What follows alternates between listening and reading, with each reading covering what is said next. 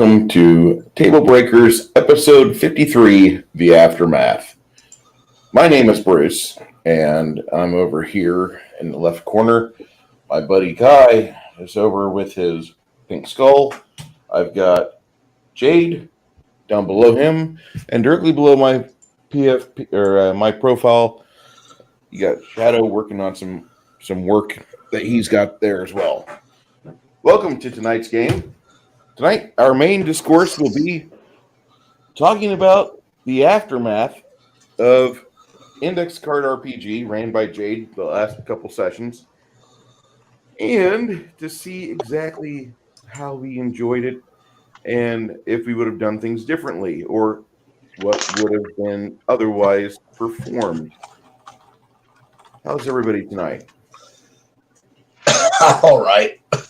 No complaint. Good. Looks like Garrett's having some problems with his miserable like there's a gremlin in that system. Like seriously, Spielberg put one in there. Okay. Travis in the chat says, I love Bruce in a very non-gay way. Appreciate that, Travis. A lot of people see that as like a Christian male-to-male like love, where like you're like, I want you to succeed, but don't be looking at my wife's sister because she's not for you.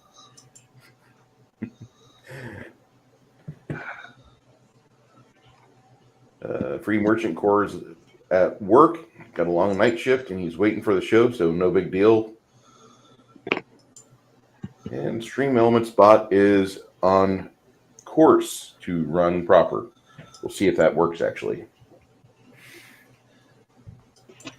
So, Shadow, I'm going to ask you, how did you, while Jade tries to get Garrett's PC functional with a capital F and U in there, that's where I think towards your damn configuration. Beautiful fucking configuration. It's just stubborn as hell and doesn't want to cooperate. What did you think of last week's game, Shadow? It was a lot of fun. That's what we come here for the most part. We can justify it in a lot of ways, but we could be doing a lot of other things with our free time besides, playing games. And I just did a video this morning talking about sort of just that thing. We're here to have fun. We're here to have a good time. And the people that we choose to spend our time with, for me, are far more important than the game mechanics, the rules, and sometimes even the setting. Setting is what drew me into this hobby to begin with. The idea of playing characters, whether it be in science fiction or fantasy. Obviously, I got my start in fantasy, but it was the interaction with other people, a way to have friends, a way to make new friends, a way to basically, not be alone and have something cool to do besides just watch TV or play video games. Nothing beats this. You get it all. I can agree with that. What was it about Index Card RPG that you might have liked more than what you thought you would have? Well, one, right off the bat, it was a sci-fi. I knew it was going to be a sci-fi setting, and I'm already in a couple of different fantasy games, including yours, and playing a good fantasy game is, rarer than hen's teeth these days. Rick from 28 millimeter RPG is one of the few exceptions up until this point where I got to be in a cool sci-fi game that wasn't bogged down with a lot of nonsense. It was straightforward. That's what I'm looking for these days. I've got a couple of good fantasy games that scratches those itches, and hopefully I'll get to go back into Rick's game when the opening arises. I don't know if you guys have seen his ongoing series Shadows in the Stars, which I was part of the first episode, and then it went over to his other regular group, but the name stayed the same.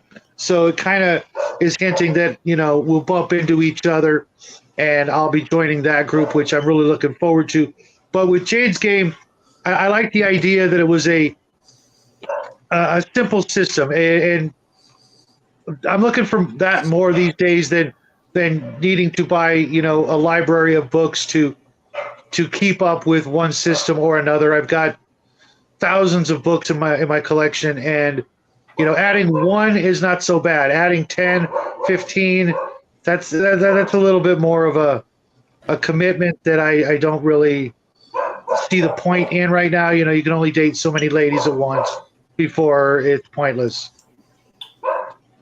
And RPG Index Index Card RPG is a fine system for just about anybody. I think it would be really good for beginners to get involved in the hobby. It has its own unique flavor. Let's put it that way. That I enjoyed. Obviously, it could be expanded upon, in any direction for any reason. But to just get the dice rolling and the game started, I saw no problems once the mechanics were explained through Jade's help and the book. It's a lot like Traveler, and for the most part, you're only going through one mechanic, and that's really all you need. I keep joking that in the future, games will come out with coins because you just need a yes or a no. The exact percentages after a while become more and more in favor of the player. So starting out at a 50-50 might not actually be that bad a deal. Very true. I hope it doesn't go that way, although I can see coins being a thing, and if somebody steals my idea, I don't blame them. But, I can see it happening in the near future, especially just because I think it would be kind of cool. I'm working with a game company that's actually going to be putting out some coins, but more of just as a lark, not as an actual game mechanic. Back in the day, Raul Partha put out a bunch of different kinds of lead miniature coins just for the hell of it, and they sold like crazy, and they were just really kind of useless. They served no in-game purpose. Fair enough. But yeah, it was a lot of fun. I hope when we all get a go through with the opportunity to Dungeon Master, Game Master, what have you, Jade will pull that book back out and be ready for round two, so to speak. Yeah, I think so. I think we're going to talk about that. We're going to talk about rounds 1 and 2. We're going to talk about the rules a little bit. We're going to talk about the setting Jade chose to run with. And then, it's kind of a free-for-all, but not. So I want people to, just continue as we're going, not stepping on each other when we're talking. That's all. Yeah. You're doing good. You're doing good, Shadow. L asks, what's being judged tonight? Index Card RPG or Jade as a card master? Well, you can figure that out as we go through tonight's panel, L, and check us out. Kai. Yeah. What were your thoughts when Jade first said we're running Index Card RPG? Well, I thought I had to learn something, and I misread everything, which is okay. I tend to do that. Beyond that, it was kind of fun. I really enjoyed it. I jumped onto it, so it wasn't that hard. It wasn't that much of a leap, even if I did do it entirely wrong and backwards.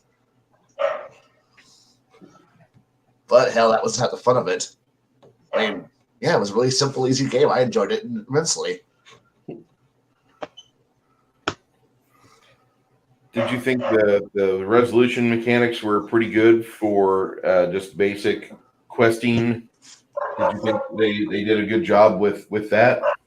Honestly, it would first having gone from overly detailed crunch or having to do a lot of math. Once I figured out that if you fail at the same task and it gets easier, that actually made things more interesting. Like Yeah.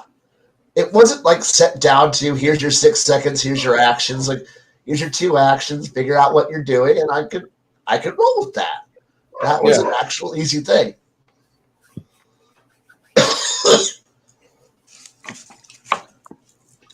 Sorry, my voice is all shot, so. You're doing good. You too, huh? Yep. Hope you're not coming down with something. Recovering from something. Ah, shit. Man, I got my voice back today, so. Hope it's a speedy recovery, and you got your voice back well enough for Saturday night. I hope. What are you doing Saturday night? What, Blaine? Talking about sci-fi stuff late night. Yay! Hello, Bone. How you doing, sir?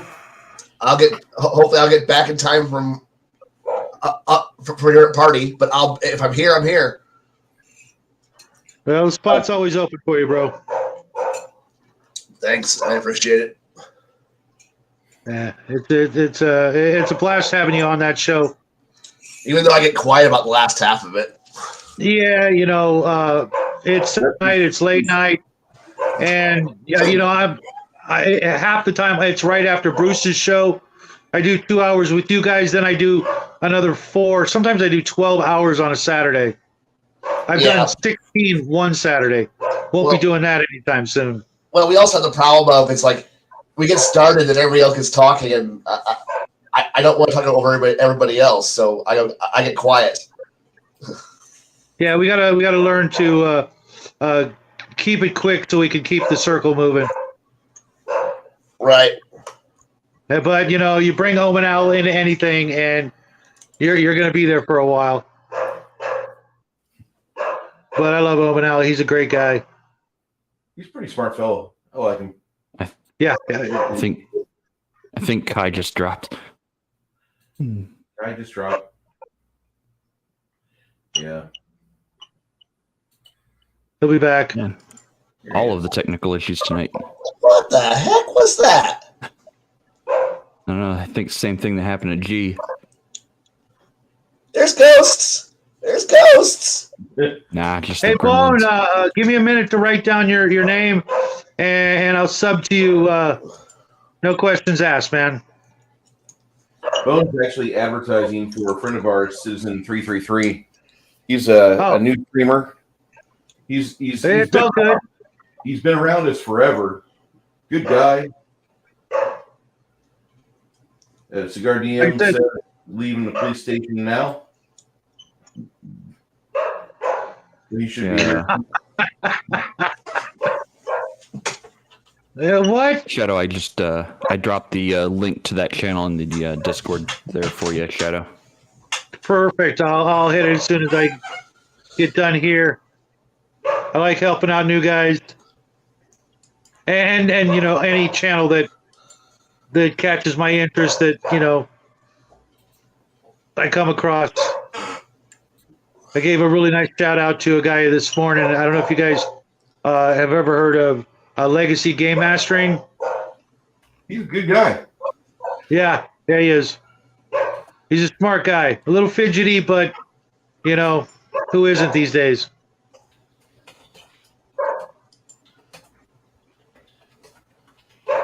That's okay.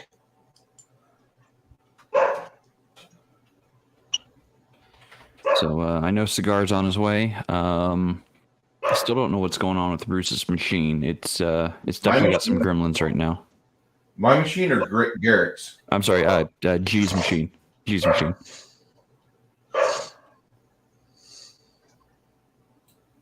Yeah, Bone. Citizen 333 was a friend of mine, and he's a good guy. If he's getting his channel started, I'll be more than happy to link that and throw that around a few Discords. Thank you, Flady, for giving him a subscription. He's a good guy. Mostly level-headed, better than me. Jade, Yeah. you've been running Index Card RPG for about a year now, right? Kind of, sort of, yeah. I've been working with the system for a little over a year, but I've only been actually game mastering it for probably around 5 months. So basically, Can I ask you a question, Jade? Yeah, sure. What drew you to it? I mean, I've seen that library you got back there. Yeah, you have a wide variety to pick from. Yeah, so the thing that drew me to ICRPG was I went on this great quest to find the one system that would allow me to run Magic the way I've always wanted to see Magic run. And that isn't running Magic like D&D, where it's like, oh yeah, I'm going to cast this spell. It uses these components and it does only what the text says. Fuck that. No, I don't want just out of the tin like descriptions. I want to run Magic kind of like how set the Wayback Machine to Pathfinder 1E, the Ultimate Magic system or Ultimate Magic book. They introduced a concept of Magic book. Well, they introduced a concept called word magic, where you string a bunch of different effect words and target words together. So you had like a target cone with the word of fire, and that would produce a 15-foot area of fire, kind of like Burning Hands, but you could boost the fire word to do more damage, or you could boost the cone word to get more effect. I loved that concept of being able to just build spells on the fly.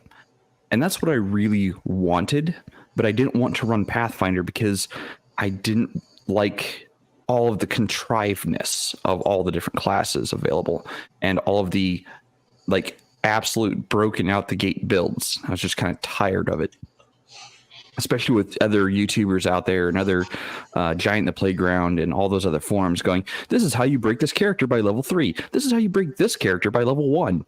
Like, and that's I started seeing those builds at the table, and I'm like, no, I'm done with the system. If players are going to go research the most broken things to bring to my table day one, I don't want to be playing that system. I don't want to be anywhere near that system anymore. Like, to me, that is destroying the spirit of the game. Like, oh yeah, I'm going to use someone else's build to break the game. Why can't you do it yourself? Why can't you build something yourself and not go to the internet? Come up with a unique individual concept all your own. Don't rely on someone else to build your concept. That's hard. So, yeah, I know, right? So I went on this quest to find an RPG system that will allow me to both have a unique Magic system that would allow me more creative control, or allow my players more creative control over the Magic and how it worked. And I looked at Conan, like the original Conan. I looked at Bone and Bronze and Blood, I think it was called, or Blood and Bronze. I looked at all of these systems because I also knew I wanted to run a setting that was set in the Bronze era of my own, of the world that I've been playing or game mastering in for almost over 2 decades now. Because no one's ever told the very first story of the Guardians in that game world, and that's the game I run. Hey, there's a Connell. So during this epic quest, I went through probably 30 different systems, just reading through all the different, like how Magic worked, how the game worked, and how the game was played, and I just wasn't happy with any of them at all. And then I stumbled upon this one. I can't even remember exactly what I saw, but I stumbled on this one, and it drew me in with its absolute simplicity. Just the fact that, it breaks everything down. You get, one action to move. You get one action to do something. And the whole, like, combat system is close, near, far. Like, you're either close, like melee range, near, within one move you can get into melee range, or far, you have to take 2 actions to move, and then you're close to something. And then, it broke it down really simply. And there's no derivative math. Like, your stats are the numbers you add to the D20. There's no more, you're going to take this 15, then you're going to minus 10, then divide by 2 and round up. Why do you make it this complicated? Just give me a solid number to roll. Like, that's all you need to do. Just, what is the modifier? I don't care about the excess math nonsense anymore. So that's what really drew me in, was its simplicity, its ease to be able to pick up and run, because I started with the quick start guide, which is only 13 pages. And it was free on Index Card or on Drive-Thru RPG. It was completely free to get the quick start guide. That's where I started. And I just love the simplicity of it. Granted, I have made my own magic system for the game I'm going to run using this rule system. But I've kept the spirit of this rule system in mind when creating that magic system. So that's what I'm really, really looking forward to doing with it, is running that game. Jade, did you happen to look at Amber? I know that it gets a lot of hate because there's no dice, but the way it describes magic, I think might help you out a little at least. It's got one of the more fluid systems of magic that might, like I said, be helpful for you. I'll see what I can do to maybe get some copies of pages, because it's not a big section, because trying to get the actual book is pretty difficult. I'll see if my so I have a huge digital archive of books. So I'll see if it's in my digital archives. If not, if you need it in digital form, I got it. I bought a copy a long time ago in digital form. So. Oh, sweet. Yeah. So I'd love a digital copy as well, just so I can leave my precious books where they are to gather dust. So you can see the physical books behind me. That's nothing compared to my digital archive.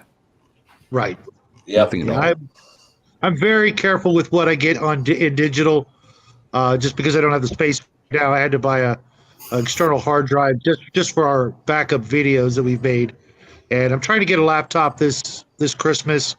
But again, I need massive amounts of freaking storage, and everything on the market is just ridiculously small.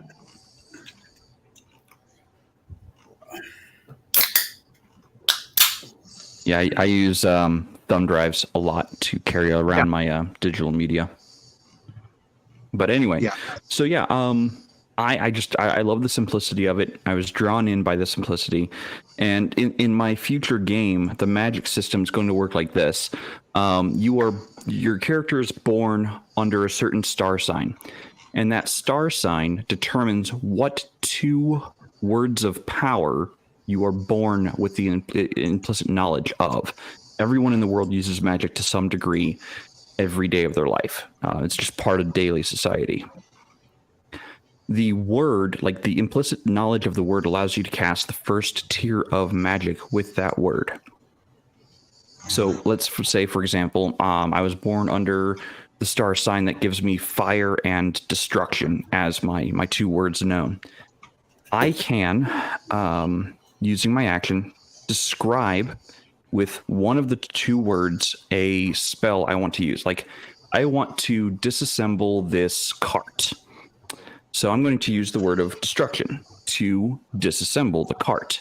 And I will use, like, you have to use basically your words, and tell me the process of which the magic is going to disassemble it. Like, you don't have to get into the nitty gritty of, all right, you pull this pin, then you pull the wheel off, then you pull the axle out. No, describe for me the magic working on the cart, and that's it.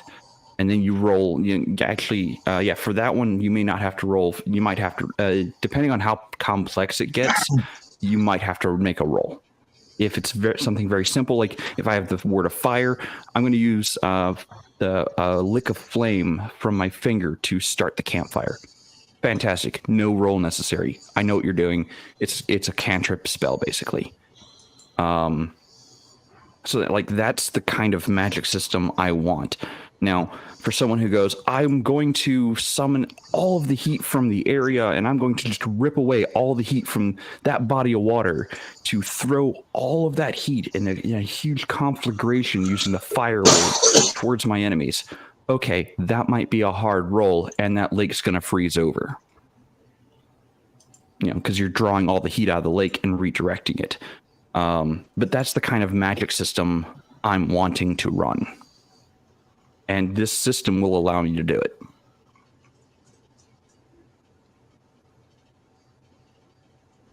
Cool. That sounds really good, honestly.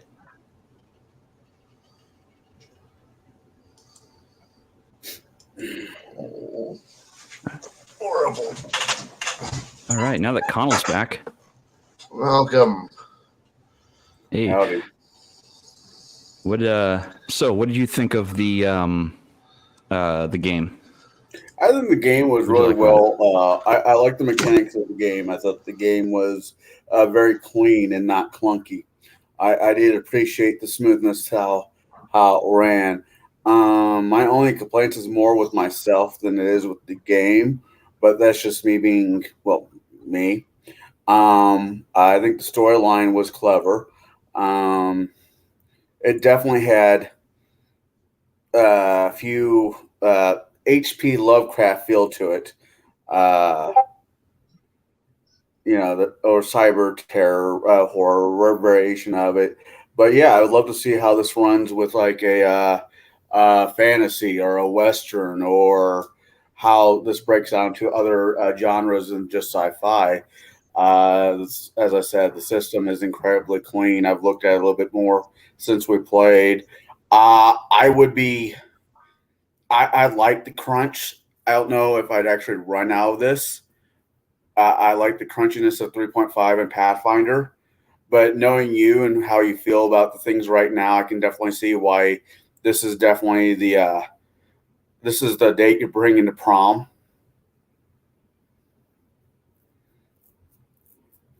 So that's kind of my opinion on it.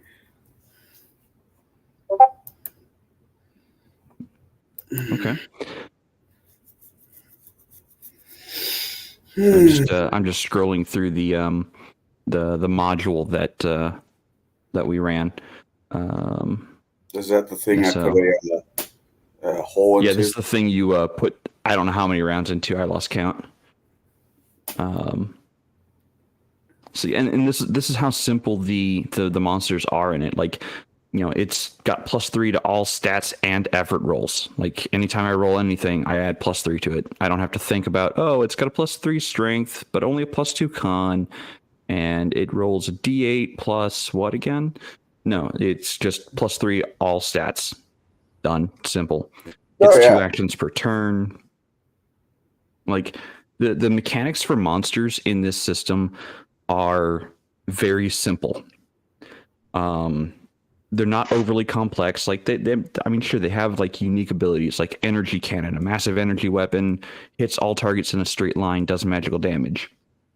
However, when you reduce this thing to 3 heart, when it has been reduced down to 1 heart, it drops its energy cannon and it can be picked up with just 1 shot left in it. Damn. Oh yeah, I mean, the simplicity of some of these monsters and their abilities is just amazing. I really enjoy it. Well, like I said, it's a very clean system. I know that you're redoing, or you're doing your variation of Charlon, and I'm very interested in how that one pans out. Yeah, so I've already gone through the first module. I can't remember the name of it now. But the first module, this was released in for 3.0, and it was the first module of the Ashardalon series. The Sunless Citadel. Yes, that one. That's right, Sunless Citadel. I was about to say Keep on the Borderlands, but I know that's an O or a D&D one. Yeah, that's going back a ways. Which that one actually is available for easy D6, and it's easily convertible to Index Card RPG. So that one is available to run an Index Card RPG. But yeah, so this is this is how the modules come when you get the master edition of of Index Card RPG. So this is just a PDF copy, and this is how the adventures are written. They're just bullet points. Like everything you guys ran through fits on just this one page. Everything. That's actually pretty fun. Yeah, like that makes sense. You have the rival, scan for life signs, the docking bay, trap them aboard. This is all, everything's right here needed to run it. Won't lie, this system made me want to go relook at some of the easier systems that I've got on shelf to try to find comparable engines to play, because this actually was great. Oh yeah? Yeah. Would you consider running this at your own table? Yes. With no lies, yes. Okay. Because I like the fact that the races are ridiculously,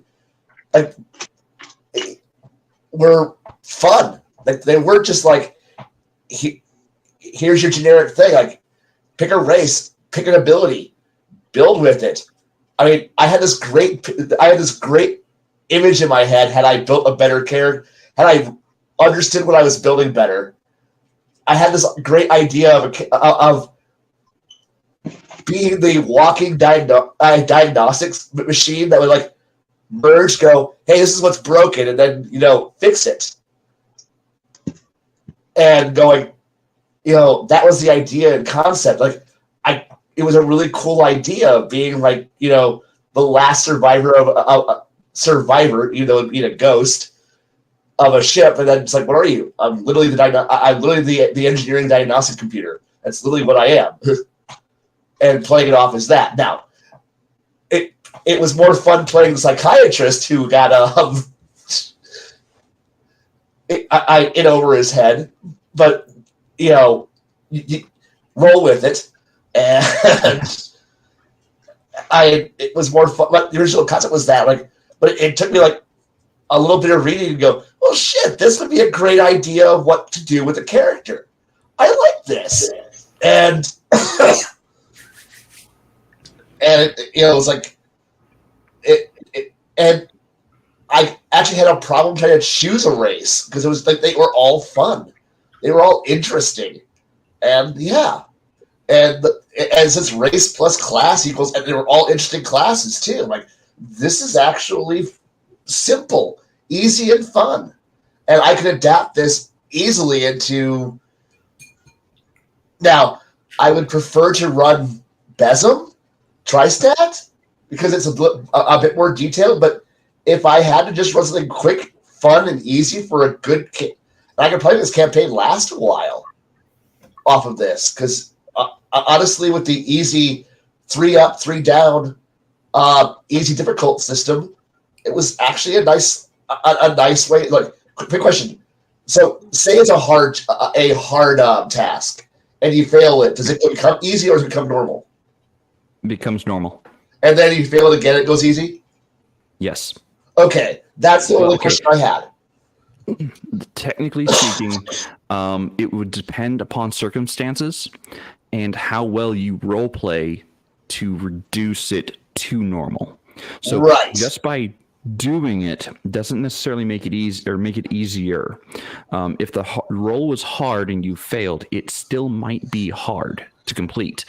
But if you give me good role play on a hard check or a hard attempt, and you set yourself up to be more successful on the next round, I might say, okay, go ahead and reduce that from hard to normal.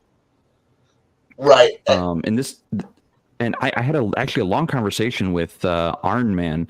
I think it was 2 weeks ago, maybe last week, about how original D&D was kind of like that, where it was a discussion between the game master or the referee or judge and the player to reduce or elevate difficulty of things based on circumstances and based on how you role played the circumstances.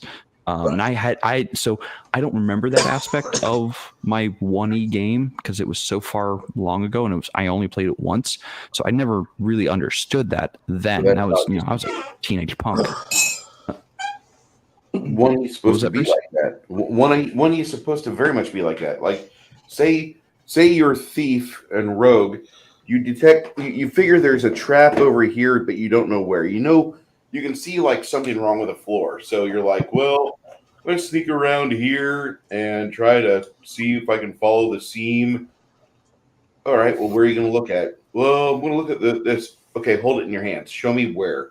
Are you going to look along the shelves, or what are you going to do? Where does the seam go? It goes under the bookcase. I'm going to open one of the cabinets at the bottom, left or right. And that's how it's supposed to be.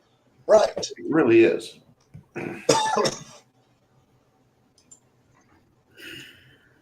Shadow?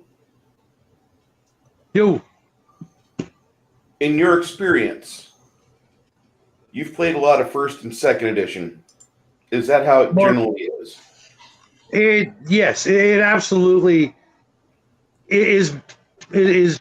I'll admit that later on, depending on the groups you were with, people would just, immediately go for the dice and just assume that was what it was. But when we first started playing, it's funny how the sooner, the earlier in your career of gaming, the more you overthink or think everything through, and as you learn the system, you sort of game the system and assume that the die rolls or the, let's take thieves again as an example, the find remove traps, it's I just roll, but earlier in the history of that particular game, people were more into trying to figure it out before they actually rolled the dice, thinking that that's how, which it really was, that's how you do it. You don't just arbitrarily just roll dice and boom, the problem's gone. Because sometimes, especially in the old days, there were things like grim tooths and secret doors, and secret doors and traps were specifically located in certain things, so that if it was like the old-fashioned needle trap in the lock versus the trap is actually once you open the door or the lid of the chest, your rolls could be pointless because that's not where the trap is, so you're looking in the wrong location. And we were more, I guess, knowing less made it better. Knowing rules just sort of gave you sort of training wheels or a crutch to lean on that just eventually led to what we see in most games. You just roll your dice, see if you find it. Well, I'll give one caveat to that one. 3 hours to open a door. Well, because if you have a GM who's very poor at giving details, or you're a GM who's played too many Sierra point and click games, where the solution to your problem is impossible to find.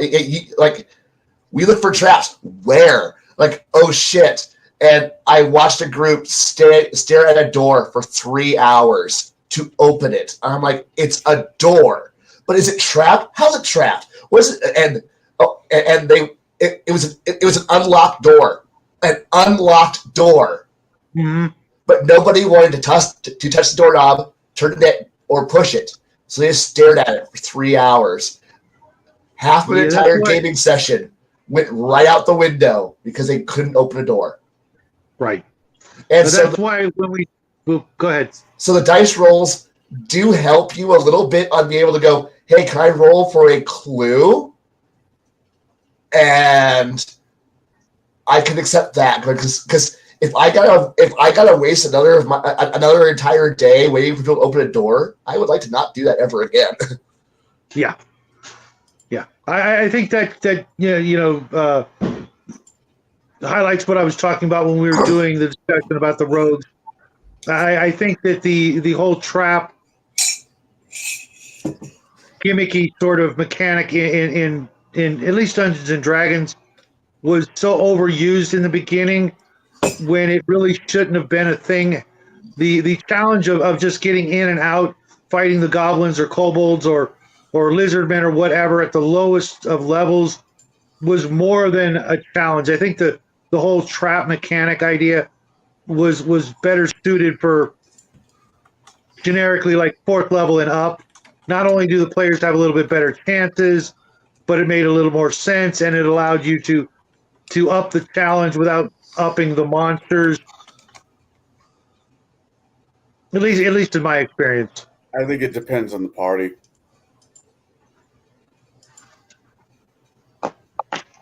I think it depends on what kind of story you're wanting to tell, and it depends on the party for those things. If you got a bunch of younger people that want to play, let's go storm the castle, to save whatever, and there's a small horde of goblins, then no, don't have any fucking traps in it. If you have another party where we want to do the Sherlock Holmes and be investigating ... then having something to make their brain have a decent workout is not a bad idea. Having a party staring at a door for 3 hours, not wanting to do the old-fashioned jiggle the doorknob trick, I think as a DM, I think that would be utterly fucking amusing and a waste of my fucking time. Well, okay, so I've actually had that happen to me as well. The first time I ran Wrath of the Righteous, I had a group of players who, let's see, let me set the scenario. Aniva, one of the NPCs, had just gone into her home looking for their spouse. And the door slammed shut behind her as soon as she entered. Now, the party was on the outside of the door, and they didn't know, they didn't know if the door was barred, if it was jammed, if it was locked, if it was trapped. And they're all like, well, how do we get in? They tried busting the door down instead of turning the handle. And with the group was traveling another NPC, and that NPC was standing at the door. He was a big brutish type NPC. Anyway, he was standing at the door watching these people throw themselves at the door, and he just kind of looked at them on his turn. He's like, did you try the handle? And he turned the handle and opened the door for them. And everyone's just like, wait, you mean it wasn't locked? No, it just slammed shut. Like someone used basically mage hand to slam the door shut. That's it. And they all like, oh, why didn't we think of that?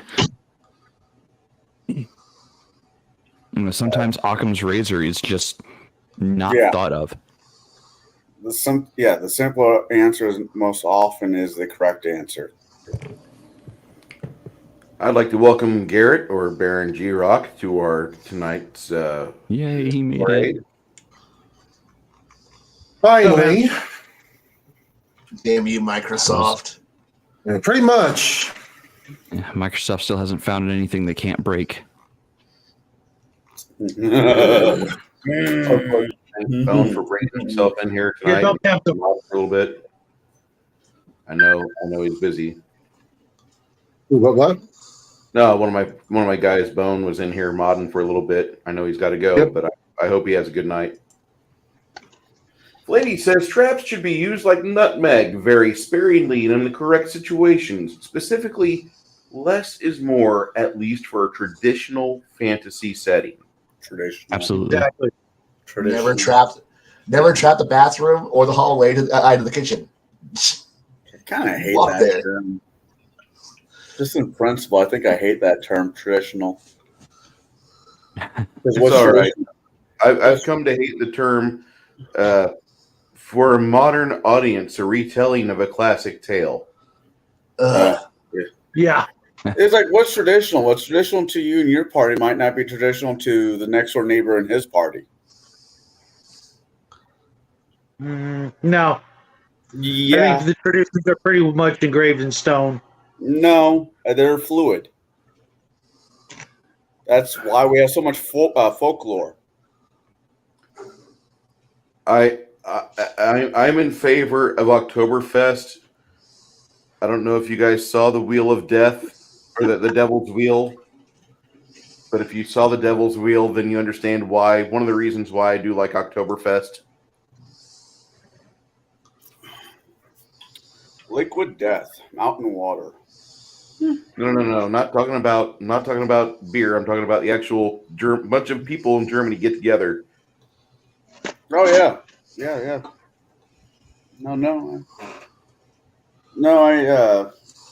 Buddy of mine got me a flavor pack of liquid death water. I'm sorry to hear that. Eh, It doesn't sound like a very good friend if he got you liquid death. one of them was actually bad. It had a lemon aftertaste behind it. It wasn't that bad. There was It just a really good lemon aftertaste to the vodka I had last year. My bad. Okay. But like I said, when it comes to the system, shit, you can throw out a lot of dumb shit, and it's just a really smooth system. And it is so straightforward. I'd love to find a rule lawyer that would actually want to argue this system with somebody who's actually read it cover to cover. There's no argument. It kind of is what it is. I mean, the only argument you can really have with some of the rules in this are, well, I interpreted it this way. Well, that's nice that you interpreted it that way. I'll meet you halfway on that, and I'll say it's this, and we'll reduce DC by 1. How about that? Wait. I got another one. I'm the DM. First rule, I make the final call. And this kind of drives that point home. It does, and without being a complete and utter dick, I'm willing to work with the players if they come up with ingenious solutions. I love out of the box thinking. I do it as often as I can, and I'll reward out of the box thinking. I don't mean it as being a dick per se. I'm just saying that there's not much argument that you can make. 3.5, God, you could argue about how the rules read in that system until New Year's. Pathfinder. 4.0, let me hold your hand while I'm telling you how to play your game. 5e, we're making it simple so a bunch of stupid people could play this game. This game, straight fucking forwards. No training wheels, no nothing. It is straight up to down. Hey, this is how this game works. This is all the bullshit we threw out of it. Do you want to sit down and role play? Not role play as you say, Mike, to throw the bones, but actually tell a story with a group of friends. This system is cooperative storytelling. Yeah, this is a really good system for that thought processing. As I said earlier, I like the crunch of 3.5 in Pathfinder. Because that's just me as me personally. I would have no problem if I was put in a situation where this book was thrown in my lap by my boss. Hey, I want you to do a couple one shots of this out of the system. I would not even bat an eye. Awesome. I don't know how it ends up for long-term play. That the long-term play question for me is the thing. And that's my only. That's like this. It suits itself well for like mini campaigns.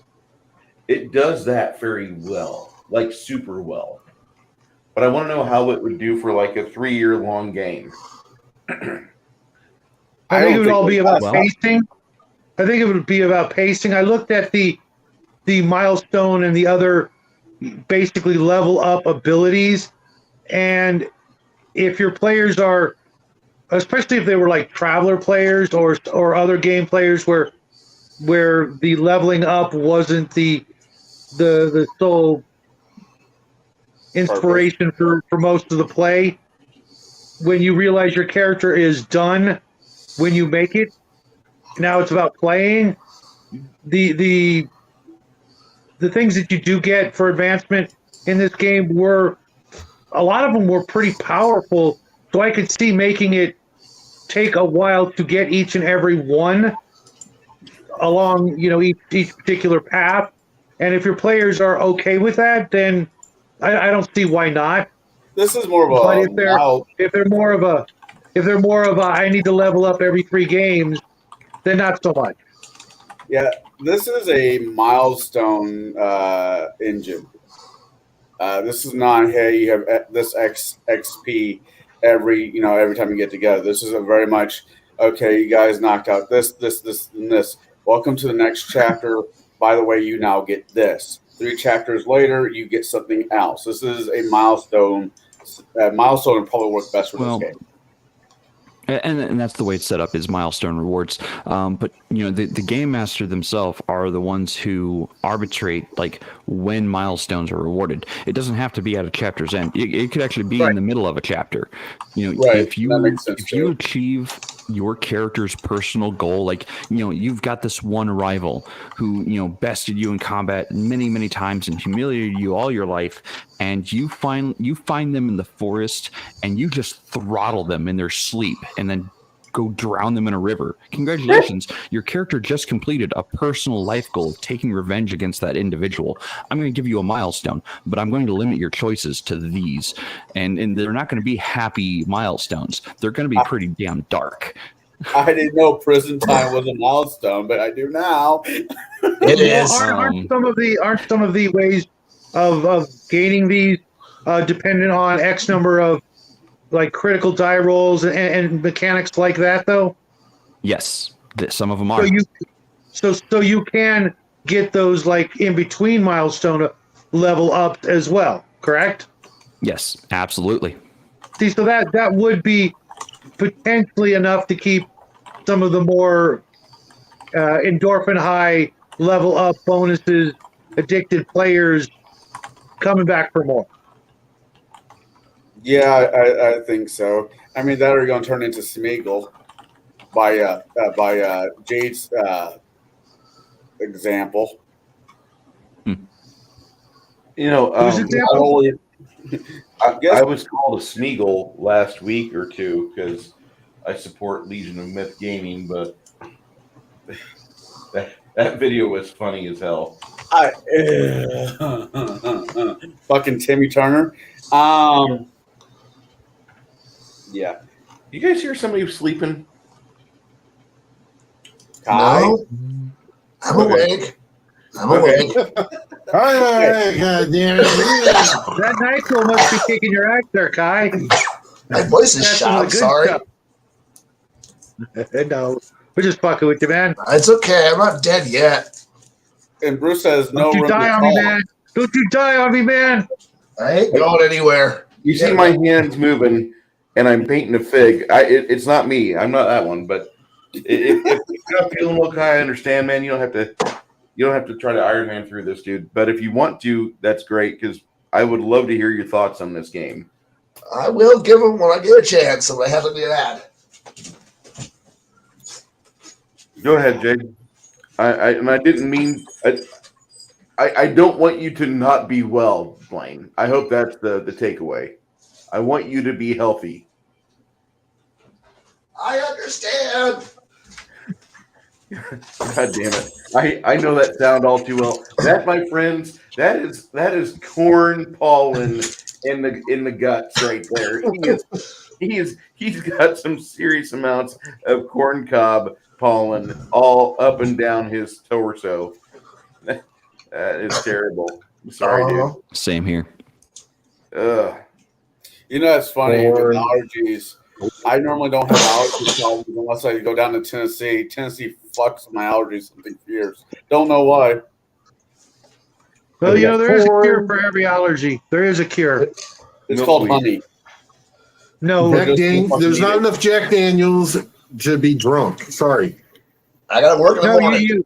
You literally have to go and self-expose yourself to your allergen for a good week to 2 weeks and suffer through it, and then it'll just never bother you again. I don't know about the rest of you, but I'm not exposing myself to anybody. That's jail time. I didn't know that my little Japanese dominatrix friend was called an allergen, but okay. Yeah, that would quite literally kill me in 10 minutes. Or less. Jade, that's what I thought too, but I literally had no choice. Swim closer to the shrimp and let the crab clamp onto your calf and your nuts. No. Yeah. Why are you sing Under I'll the skip Sea? that. Under the sea. Yeah, I'm gonna I skip mean, that. I put my life in God's hands every time I go to a Mexican restaurant or a Thai. Well, you know, he only gets so many of those. Thai restaurants? No, there's a few. No, gimmies from God. No. Man. Eh. See, I found a loophole. You just keep switching gods, and you get more of them. Ladies, like in many cases, if you continue to expose yourself to an allergen, the more severe your allergy will become. Yeah, Very usually true. death. That didn't happen with me. I when I was in the forestry department, I literally had no way off the mountain, and I was surrounded by 20 different things I was allergic to. And by the end of 2 weeks, I was done. My body was like, we win. Well, I'm not going to Darwin my way through my allergy. I don't need I don't need capsaicin that much in my life. Yeah. Well, I'm if good it's with an that stuff, internal too. thing, yeah, if it's an internal thing, I don't know about that. I was talking about pollens and airbornes. Yeah. Yeah, because I'm not eating strawberries and seeing if I survive. I'm just going to say that 3,000 milligrams of vitamin C a day, airborne on a daily basis, and zinc. And that should probably steer Yeah, your but how are you getting the zinc? pill. It's a depository. It's a vitamin. Get a rod of it, and yeah, think about it. It's good news, everybody. All right, so back to the game. Oh, Yes. I just Yeah, lost speaking of it. which, Baron, we haven't heard from you. Yeah, I want to hear your opinion on this game. Well, see, I've had the chance to actually be exposed to it more than just the 2 weeks that we had. The game session that we had for our Saturday stream, Jade was nice enough because our DM wasn't filling up to it. All of his people points had expired for the week, and he was like, "No, I'm not. I'm not ready." He just wanted to stay at home and hibernate, which I get. Trust me, I get. I work with customers and everything else. So it was just times where you just sort of like, "Nope, all my people points are gone. Sorry, no." But Jay was nice enough to come over, and we did like a post-apocalyptic / I guess almost like a Stone Age type revert type game using the index card RPG, and it actually did work very well. It was a very enjoyable game. Literally, we even had 2 people that came in just a little bit late, and they were up to speed within minutes on how to play and what to do. And it was a very quick and easy generation. Jade, do you want to go over how much prep time did you do for that, Jade? Yeah, so for that game that week, I had like maybe a day to think about the concept in total, but actual prep time was about 2 hours. Actually, I'm going to turn my camera on here in a moment. And it was a 5-hour session. So he used 2 hours of prep and got 5 hours out of it. Sorry, getting my let's see here. Let me turn my camera back on. There we go. Yeah, so go ahead and we can go ahead and get rid of that now. There we go. So I use the Index Card RPG Think deck. This is just a standard deck of playing cards. Every suit has a meaning. Like spades are typically death, clubs are nature, hearts are close connections, friends, or sometimes love or family. Diamonds are typically monetary or wealth or power in some capacity. So tarot deck. Yeah, but kinda, yeah. So this deck of cards, it has like the timers. It has different things. Like this is a greater obstacle of diamonds. So that'd be something that is either very powerful or has a lot of monetary value to it. It might cost something to get past this obstacle. And what I did was I drew 5 of these cards at random. I shuffled and drew, and that was the entire game that night. And then on top of each one of those cards, to create obstacles or encounters, I would lay 3 cards on top of each one of those cards. And then that kind of gave me what the obstacle for each one of the 5 cards I drew for the entire session. Again, it took me about 2 hours to prep up my bullet point notes, kind of like what I was showing earlier. And that's really all there is to it. You don't need pages upon pages upon pages of just dialogue that no one's ever going to read, or no one's ever going to ask questions to, cue that dialogue. You're not writing a video game, you're writing a session. And you don't need all that dialogue pre-prepped. You can think of that stuff on the fly as needed. And that's the beautiful thing about being the game master or the referee is, sometimes it's just off the top of your head, because you can't plan for everything the players are going to do. So as far as that goes, it took me, like I said, 2 hours. I had 5 major areas they had to trek through to get to the final destination. And then they had a few encounters that they have actually skillfully avoided in the final area. So bravo to you guys for avoiding some of those major deadly fights. So I mean, I honestly, I would probably use this approach for just about every game system at this point, because it's just that simple. Like, I don't have to overthink it. I can use Occam's razor, this deck of cards, and just bullet point plan.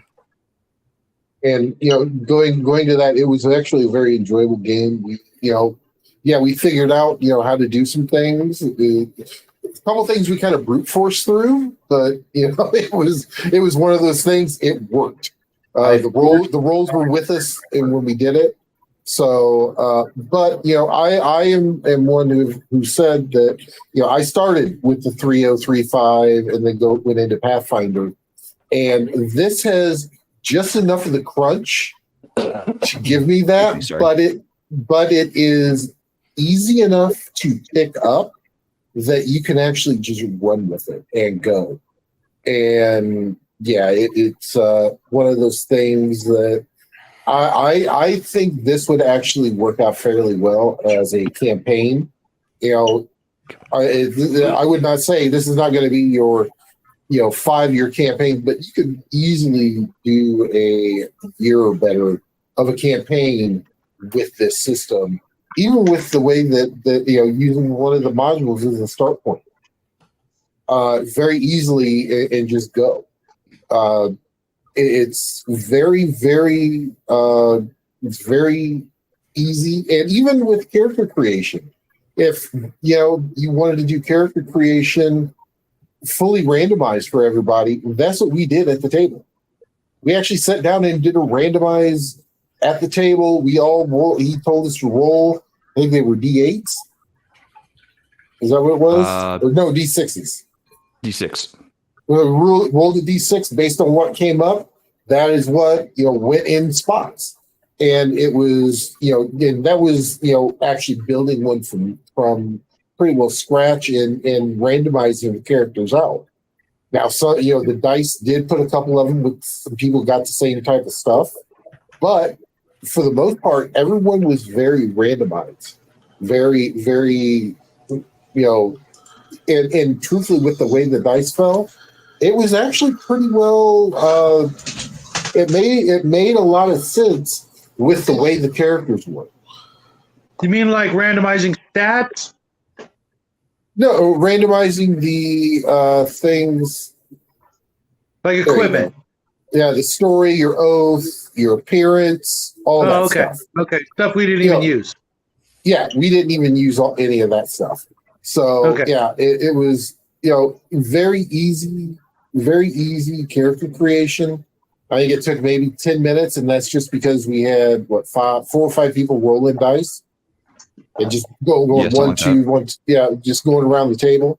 But still, for character creation for this game, it was actually pretty darn good. So, I mean, and we used the same for the stats as we did for when we created the characters that we played in the actual game itself that we did here with the sci-fi. But, there was just, we just kind of added on to it. And it actually wound up being a very, very fun and enjoyable game.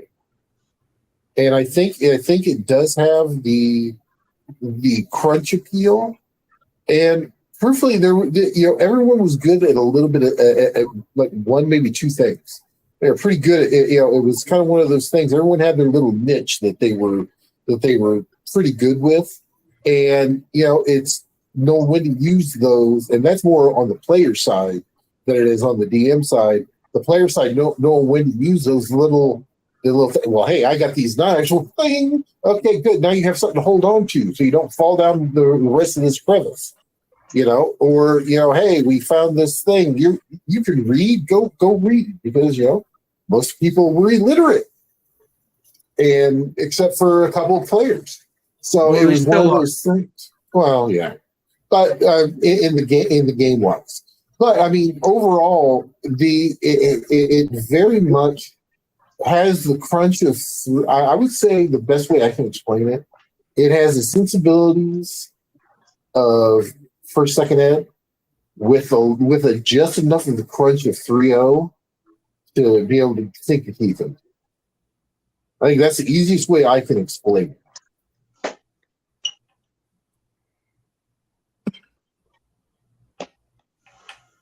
And Sorry, Jay, I'm dying over here. What do you mean when you say dying? How do you mean you're dying? I'm coughing out my lungs. Fucking allergies. Okay, it's just RSV. Oh. All right, who's next on the lineup? I think we've all gone through once. Let's have we've all another gone through. question. Well, I think Kai wanted to expand upon his thoughts.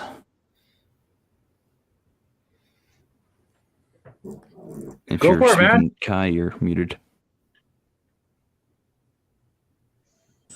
Kai was fixing computer issues. So, anyway, no, I really didn't have a lot more thoughts to add on to for this first pass. So, it got hit by everybody else. So, I'm good. Also, trying to nurse my health. So, yeah.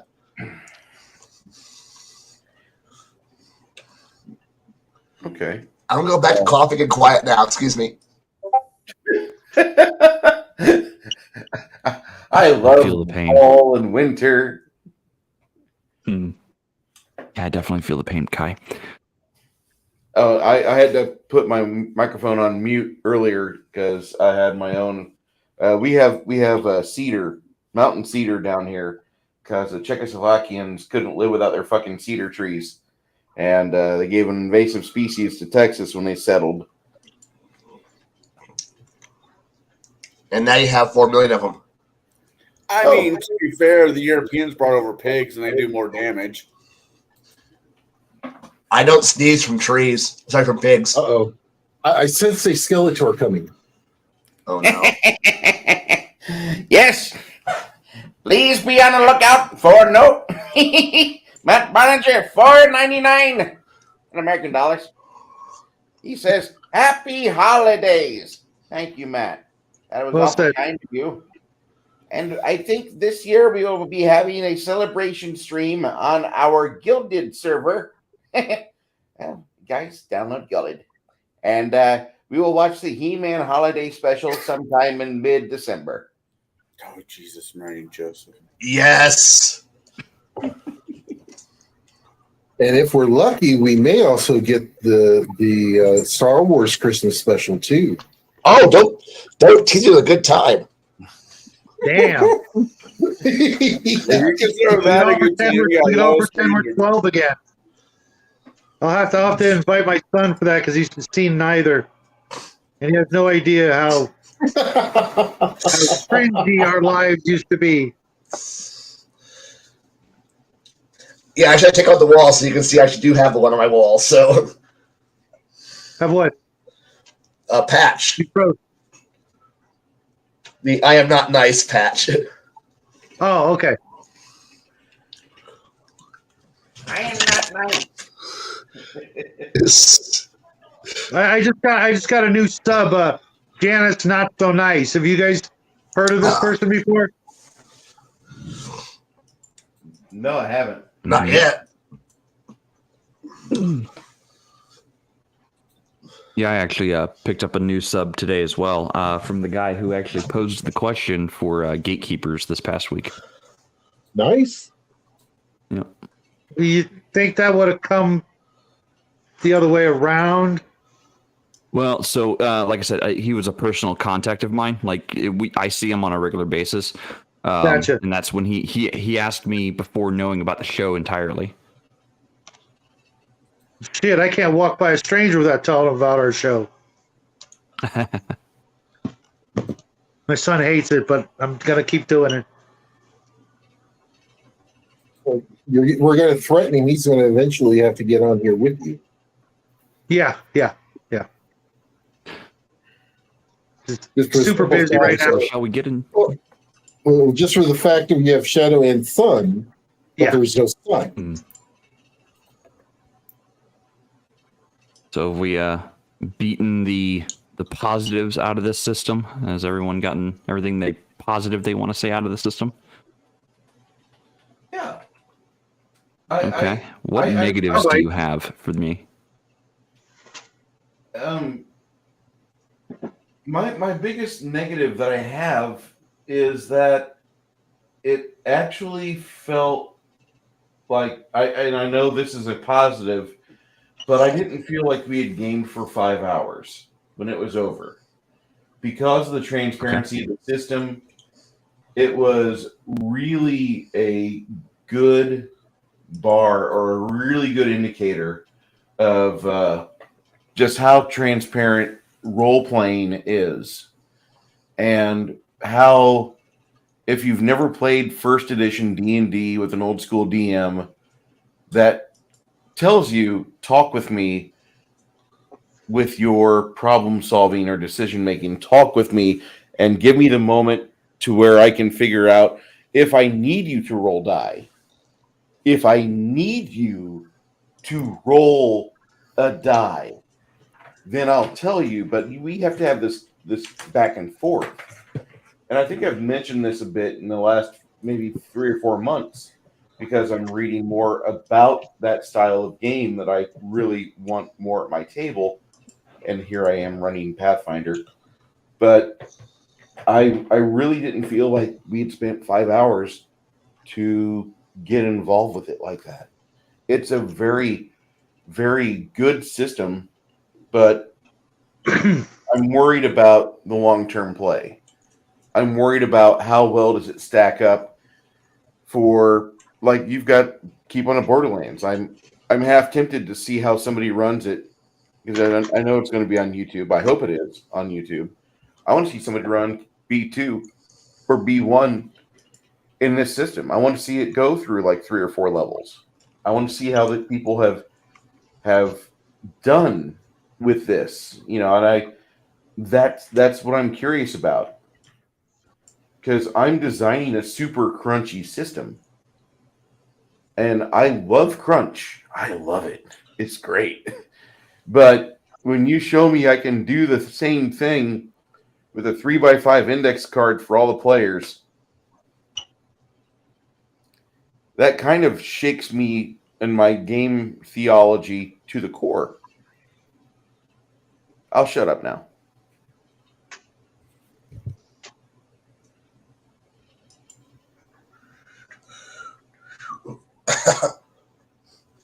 And crickets.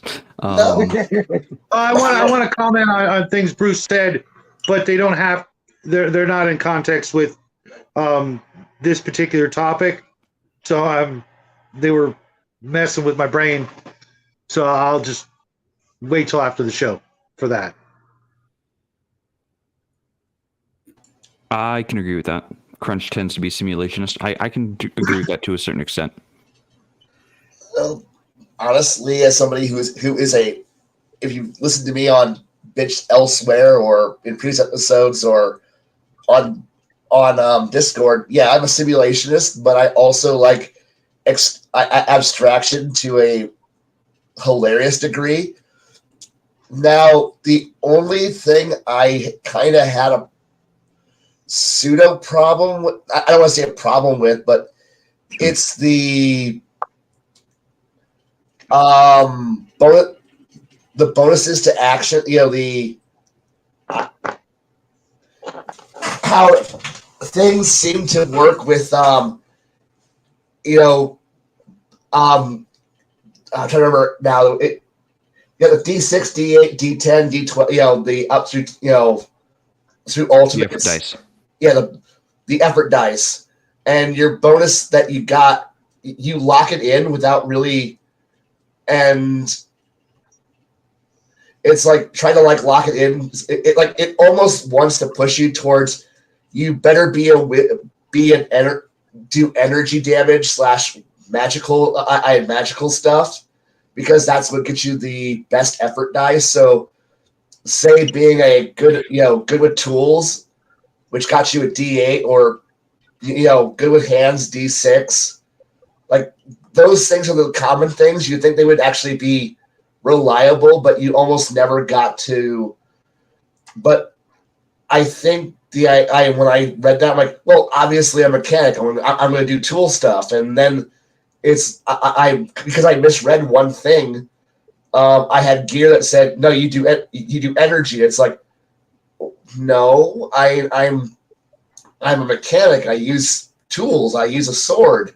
That's that should be D8. It's like, no, it bumps you up, and you would think that if you had an appropriate tool bonus, it would carry over to the next like if you're good with tools, just because it does an energy bonus, it would carry over into that. That was the only thing I was like, wait, okay, I understand a bit, but part of me kind of wanted the simulations in me screamed, but I beat it down and said, no, it's okay, it's good.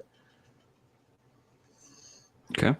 And I think part of that has to do with it was your first time playing the game, and I didn't have a chance to explain effort dice in their entirety, as well as the stats in their entirety. If I had had time to sit down with you like for 5, 10, 15 minutes helping you along the character creation path, I think it would have been a bit different. It would have been vastly different, actually. Stats would have been in the right section. Yeah. And bonuses would have been allocated better. Yeah, and I would have explained to you that by taking this Omni tool, you're taking an energy effort type. Make sure you're boosting energy effort if you're planning on using that tool. Yeah, I just assumed Omni tool meant the tool that you just take as if you're, as somebody who does a lot of mechanical bullshittery and on the fly repairing stuff. Yeah, I've got an e-tool. I've got a multi-tool on my belt at all times, and I will pull it out and fix. Jury rig everything on the fly. So I assumed it was a digital, it was electronic, sci-fi high-tech version of a multi-tool. So not realizing that it was going to boost all my dice up, I'm like, wait, all my bonuses are now wrong. Wait, no.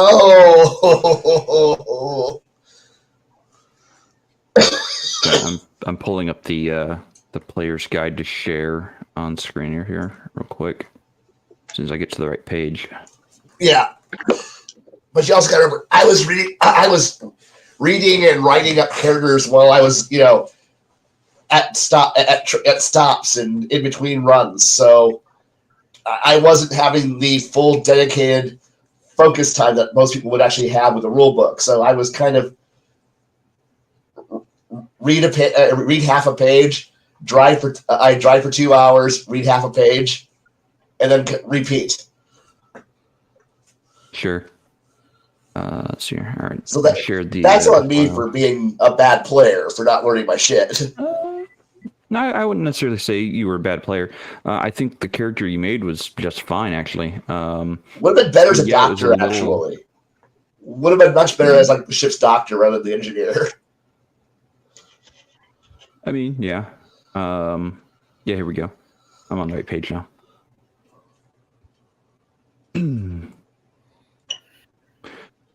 waiting on Bruce to allow me to share. What about you, Garrett? Any drawbacks or negatives that you can see with this? I'm used to the normal roll for initiative type deal, so that did take a little bit of getting used to. That was kind of a downside, but on the upside, it actually streamlined the initiative because we knew right where we were at. We knew what we would be doing. Yeah, I can see that now. When our time comes around. So it's not one of those, trying to remember who's before you and everything else. We could literally look and go, oh, well, yeah, I'm next. Or, oh, I've got 2 away. What am I going to do? Type thing. So, yeah, it was the... That was to me, the only little downside of it. But, I mean, it was one of those where it kind of... At first, it was kind of like, but then it was like, okay, this makes sense. You know what I mean? But, I mean, truthfully, overall, I think the execution was good. I think the story that was being, the story that was trying to be conveyed was easily conveyed to us, and we kind of knew what was going on with the things that we found. So I think that definitely, is an upside. I mean, it's just learning the actual, mechanical, the way the mechanics actually work. I think goes a little bit better. Would be better if we had known the system. But I mean that's just a. We were playing as a one shot, so we weren't fully there. Yeah. And as far as initiative goes, there are other methods of initiative. Like I could have had rolls instead, and then I could have written down all those rolls. I'm actually working on an initiative system that I would prefer, and it's a round by round initiative. And it's in reverse order. So the person who has the lowest initiative states what they're going to do first, and then everybody above them in initiative has the chance of reacting to what that person's doing. So the person who goes technically first at the first run through, they could miss every opportunity because everyone is reacting to them. And then I resolve in top down order or highest to lowest after everyone's declared their actions. It's a more crunch. It's a lot more crunch to do it that way. It's a lot more on the game master to do it that way. But it gives a more realistic approach to a certain extent of combat because some people are going to react faster to danger than others. And they are the ones who have the higher initiative number. So they are going to go last on declaring actions, but first in action resolution. It's actually how World of Darkness does it.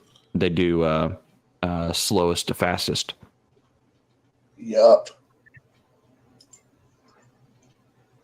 So.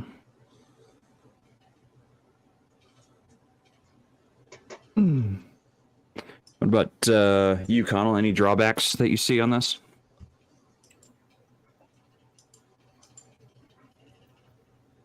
Yes and no. Okay. As much as I like the simplicity of it, I could see if with the wrong DM and if he does it a certain way, this can create some laziness. Once again, I don't mean that as it's once again, it's very much depends on the party and the DM. But this game, this is a very easy system to run first, right out the damn box. And if you get used to this, if you run nothing but this, I can see it creating some laziness when it comes to other systems. Why should I bother when I can, whip out a character within like 3 minutes, 4 minutes at the most? So when it comes to this one, but you go to, let's say 3.5 or whatever else, where you actually have to sit down and read something. Why do I want to do that when all I have to do is go over here, put everything on an index card, and be done? Well, why can't you do that in 3035 or Pathfinder? Like, why can't you just go, okay, well, Well, the here's my skill list character alone basics. won't. I mean, me not trying to be a smart ass, but 3.5 in Pathfinder, the skill list alone will fill up a card. No, I mean only if you take only the most pertinent of skills instead of having like the full list in front of you. You only list out the skills that you are actually intending on using. It shouldn't take much at all. I mean, but again, I can. I can see Pathfinder fitting in 3.5, but it's not going to be the newer players. It's going to be the older players that understand the way the mechanics of this game works that is going to be able to streamline it that much, or the DM understands the mechanic that well to streamline it. Newer players don't go to Pathfinder or 3.5. They go 3.5. Yeah, 3.5. They go to 5e, easier systems. I don't want to spend a half an hour making a character. I want to spend 5 fucking minutes and get this game going. Yeah.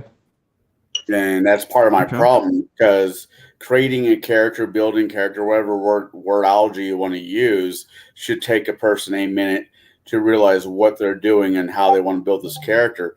I shouldn't, it shouldn't be like, well, I'm going to be a human that is this and done. And so that's my point of view on it. I might just be grumpy. Well, I am being grumpy today. But as the game as a whole, I think it's a great system. I think it'd be great for one shots. I don't maybe 1 through, I don't know how it'd work, but maybe 1 through 5 for a storyline. But I think long term campaigning, I think it's going to fall. I don't know how bad, but I don't think it's going to hold up. Okay.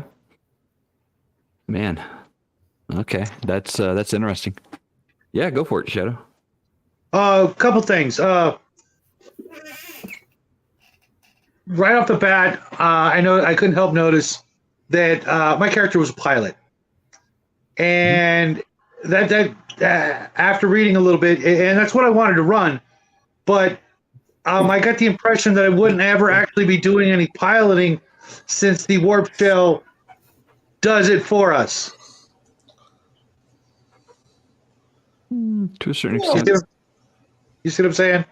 Well, that was kind of minor. And since I didn't know what the game, the story was going to be, I picked things that I wanted to run, the character I wanted to make. And, there were times that I had really nothing I could do, but that was, I was still kind of doing what I would have done anyways as the character that needs to absolutely stay alive so that everybody else stays alive. If I die, we're stuck, kind of thing. But at the same time, if the ship flies itself, maybe not. So I was always in that sort of constant, how's this going to work? Do I suddenly not care, and just be, a little bit more reckless with my own life, thinking that, the ship will just take care of them. I couldn't really put myself in that sort of frame of mind, because I am hoping that I'll get to run this character again someday, and if not, I'll just take him and use him as an NPC somewhere. So I had that little issue. The other issue I really absolutely didn't like, and I didn't like it very strongly. You were just showing off the equipment. Now, while each profession gets gear, that's cool. I had no problem with that gear. Would have liked more choices, but the overall amount of gear for me was it just wasn't enough. For the game, it turned out that we really didn't need much more, but I'm really used to, when I go outside in real life, I got like 20 things in my pockets, okay? Maybe not 20, more like 10. And in a situation like this, I would be carrying a whole lot of crap. Now, some of the things were in kits like this, like the med kit or the tool kit, things like that. Okay, that works. But I noticed an item on the list, karambit blades. Does anybody know what those are? Because I own several. And it's a $10 knife. And to say that's like an equal sort of pick to, say, Connell's blaster rifle, some of the equipment just seemed like, really? Well- I would never pick that in a million years. Just because I could go sell this other piece of equipment and literally buy 100 of that other item. You know what I'm saying? It depends on if you can get within 21 feet of me. Then yeah, it becomes useful. Well, I mean, the other aspect of that, the Karambit blades, is they take no inventory space, and everyone's limited to 20 inventory slots total. 10 equipped, Right. 10 carried. That to me is just kind of a. That's just that rule is a nice way of just handling encumbrance, but some things, like the blaster pistol I had, it also took no encumbrance space. Okay, cool, but the idea that I would ever actually get 20 items seems like something they don't want you to ever do. Whereas just about every other game I've ever played, you could own hundreds of items, and if the weight is X, then you can carry them. Period. Not this is the same as this when they're not. You know what I mean? In value, in mass, in weight, in space, it just needed a larger list of equipment, let's say, and more options to start with, in my opinion. When I make up a first level character in any game, I'm gonna be picking up quite a few pieces of equipment. Period. Yeah, unless it's less just like a post apocalyptic situation where you can't. But I tell you, you throw me in the woods with a knife or a sharp rock. By the end of the day, I'm gonna have made like 15 different things, 15 different other tools or possessions just to survive. That's how I think and how I play all my characters, with wanting stuff. However you want to call it, highly capitalistic, a super material individual. That's fine. But I have always lived by the one with the most toys wins kind of mentality. So having such a finite starting gear for me just wasn't ideal. What are you gonna say, Kai? I've got two responses, one for Shadow, one for you, Connell. I will go with Shadows first. I looked at the small item list as being the iconic items, the items that you're going to either always have or have. If something goes wrong, they're going to be on. They're the things that are on you. Yeah, I have pocket clutter, and lots of it, but I'm going to always have a certain item on me. So at any scene, I'm going to always have this one thing, because that's kind of what I'm looking at here. Is that the game is based more on scenes, and so from like an hour to every day I don't load up with the exact. Well, I do load up with the exact same things in my pocket, but over the course of the day, I'm changing out.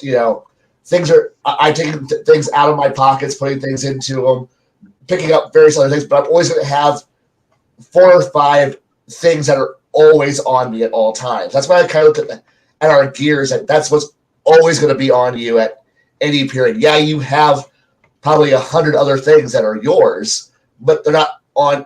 They're not the. It's 8 in the morning. I put one leg on, then the other leg, put my suit, put my clothes on, then put this item on my belt, and then walk out. This is I might have one folding blade in one pocket, I have one multi-blade in the other. I might have in my trunk as in stored items, an emergency kit. That's always with me. An emergency bag that's got a billion small things in it, but those are what's always on me. But yeah, I might have other clutter. So that's kind of how I was able to, as somebody else who's a gear queer, who loves writing out 45 pages of gear, I understand way too well. But I was able to. I've never heard that before in my life. Look, are you a tactical gear nerd who has to write out, what kind of scope is on your, what kind of rail your gun's got, what kind of scope is on your gun, and how has it modified, and then how the grip has been modified, how the trigger, if you've written out all of this shit, and then you've got your wardrobe planned out on what shit you wear on what occasion for what, and on what day of the week, and you've got it all, management jewelry, like I said, congratulations, you're a gear queer. I welcome to the fucking club. I do it too. So I was able to hand wave most of that and go, congratulations. I could go with, this is my iconic items. That's my response to, I could have used more gear, but then again, this is also a quick start guide for a GM to get you out the door. I'm pretty sure that if one of us wanted to go, hey, can I have a bit extra stuff, or hey, can I have something a little different? I'm pretty sure we could have gotten, with Jade to probably acquiesce and say yes to whatever we thought that was actually reasonable. I'm sorry, we don't have the keys. Like those patches right. in my suit. Yeah, those should have been like standard. Those could have been. So what you guys don't know or not aware of is I have at the back of Index Card RPG, Master Edition, or even the Standard Edition, there are tables for loot, and each table has 100 items on it, and I roll a D percentile for loot. I have 1, 2, 3, 4, 5, 6, 7, 8, 9. So I've got over 900 items that I could say, you can have this item, or you can find that item. That's easy to find, depending on what loot list it belongs to, like a shabby loot list, a common loot list, a sci-fi loot list, an epic loot list, magic item. This one here is cursed items, my favorite. So we had gear, we just didn't see it. Right. And for this one shot, I wanted to run just core materials, just starter materials, because it was just to get you guys started.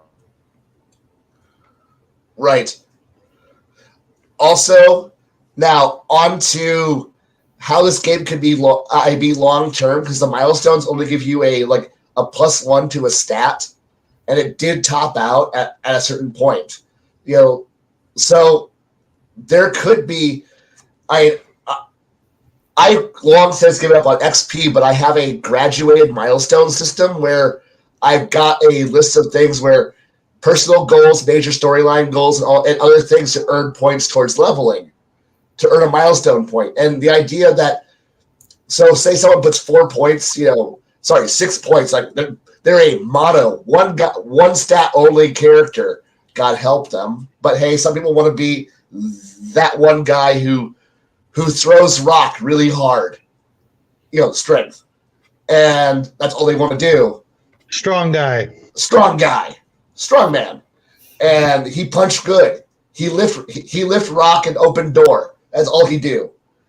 I mean, it's like, so at best, it's like, so out of the adventure, he would have been able to, at one point when we had a hard DC 16, he was still rolling a 10 to be able to make it.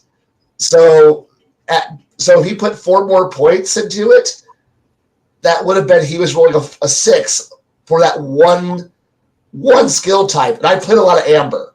So I'm used to the idea of I'm rank 1 in something, and all it takes is this GM to go, it's no longer a warfare test, it's now a strength test. And all of a sudden, oh fuck.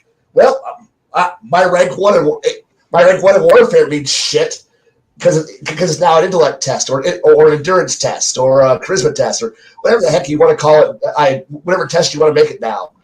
And there's other ways of making it because strong guy gets beaten up a lot because his defense is crap. And since you're only earning a stat point and iconic gear item, because that screen puff that Garrett used, that Baron used at the end of the adventure. Well, until he's he gets that, he can have it, but it's not an iconic item yet until we level and he gets to put that on his character sheet. Now he's a ferret riding a motorcycle all the time. Fuck yeah. Until then, what's that? It was an otter, not a ferret. Squirrel. Yeah. He's a fucking squirrel. Yeah. Okay. My bad. I'm sorry. I'm sorry to insult our otter overlords. But please don't declare war on the rest of the galaxy. I would appreciate that. But so until he buys it, it's just a motorcycle that he can just, if he remembers it. But I like the idea that, hey, threshold point. If he wants to be the main man riding a Scream Puff Junior through space, okay, cool. Let him do it. But that's him trading out a stat increase for a Harley that he's always going to be, a space Harley that he's always going to have access to, and that's an actual good trade-off in my mind. So yeah, there you go. My two points. My voice is shot. I'm done. So as far as long-term play, I actually have a plan for my my homebrewed campaign in this system, and it is milestone based, but the players never know when the milestones are actually going to be earned. It's not necessarily at the end of a chapter. It might be you do now. Okay, so set the Wayback Machine to Xbox 360 days. You had achievements, with the Xbox and the different games. And I liked the idea of that. It's like, oh, hey, you do something that, you didn't even realize it was a thing, and you get rewarded for it. Granted, the achievements didn't actually ever add up to anything ever, but it was just kind of a neat thing. Like, oh, hey, I just, pulled off a hat trick. I, died and came back 3 times. Well, yeah, that's going to be an achievement. I might reward that. It's like, oh, hey, yeah, good job. But the reward isn't going to be something awesome. It's going to be something, oh, hey, you pulled off the hat trick. Here's something, from the gods that say, don't do this again. We're not bringing you back a 4th time. So,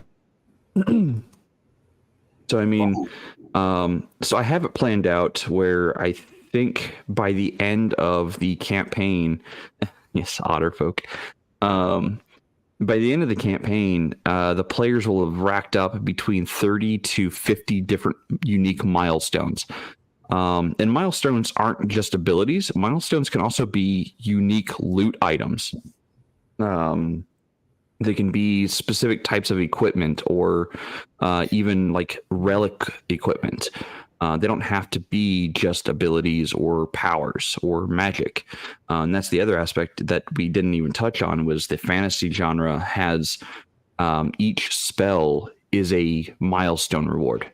Each spell is a unique item that you have to carry, and it counts against your inventory.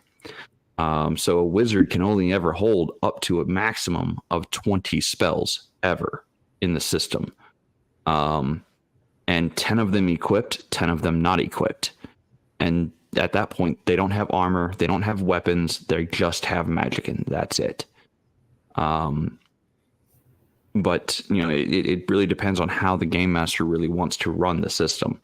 Like I said, I'm probably going to have 40 to 50 milestones, for my primary homebrewed game, but you're still stuck with the 20 inventory slots. Some of the milestones don't take inventory slots, kind of like that knife that you pointed out. It doesn't take an inventory slot and it can be carried. Same thing with some of the spells and powers. I'm not going to have them take inventory space. They're just going to be abilities or powers you can use.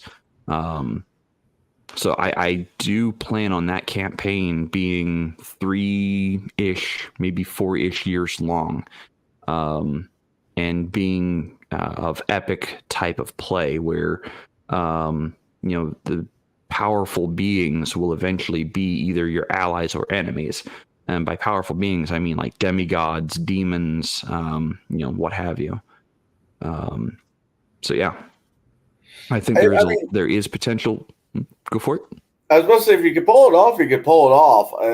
Then that's great. I don't know. Like I said, I have concerns, and if my concerns are founded to be off, then that's awesome, and I'd like to hear how it turns out. I'd love to see the fantasy side of this. Holy crap, would I love to see the fantasy side of this. And, maybe in a year after everyone's had a chance to run their own one-shot and we decide to continue this, maybe we'll run the fantasy side of Index Card. I can just donate. I'd be willing to do that. I can just donate my time. You can run twice. No, sir. You are going to have. You're going to have the next go. Yay! So yeah, no. I'm just curious. I like to see how this pans out. Yeah. But I am all joking aside. I can see this. The laziness. I am being serious on that part. I can see how, if knowing why should I play the argument, why should I play anything else when I can, make out a character right out the gate and not wanting to spread any kind of RPG wings because how simplified this is. Well, I mean, yes, I see your point there. And allow me to counter with this. If players can make such characters quickly and simply and get to playing immediately with no need to understand what flanking is, no need to understand what advantage or disadvantage is, and they just have to have the concept of, I am playing this character, what am I going to do with this character, and how am I going to do it? How does this character act in this world? Getting back to the roots of role playing. I don't. You say it might create lazy players for more crunchy systems, and I don't necessarily disagree. But I think it'll make more. What's the right words I want to use? I think it'll make more role play heavy character players more. Characters who are willing to step out of their comfort zone to actually role play and think outside the box rather than rely on their character sheet. You can play a character. You can play the character sheet. You can play like that. That is a method of play that I have seen. I used to do a lot of it. I played the character sheet, not the character. And some people hate that. I hate that concept. Some people love that concept. Whatever camp you want to stand in, that's fine. But I think systems like this and even OD&D and some of the other OSRs create more thoughtful players and more out-of-the-box thinkers than just what does my character sheet say I can do. That's fair. I mean, that's incredibly fair. Only time to tell. Can I add something to that?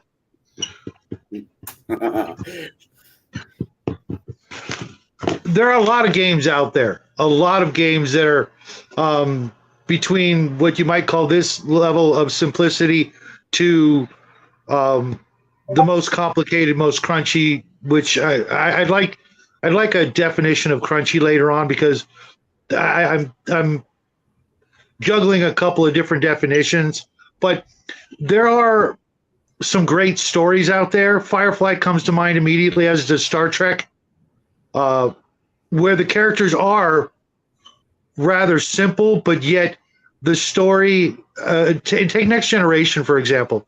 That went on 7 seasons, and you could easily make up those characters with this system and watch how they did or did not advance and progress and get better or what have you. But at the same time, sometimes they didn't, but they were still in the last season. their numbers, as it were, didn't really necessarily go up, but yet we tuned in week after week to watch the story because the characters were cool. Firefly is a perfect example. Their character sheets would have been incredibly simplified, very simple characters with basic things, but it wasn't that made them the cool characters that they were.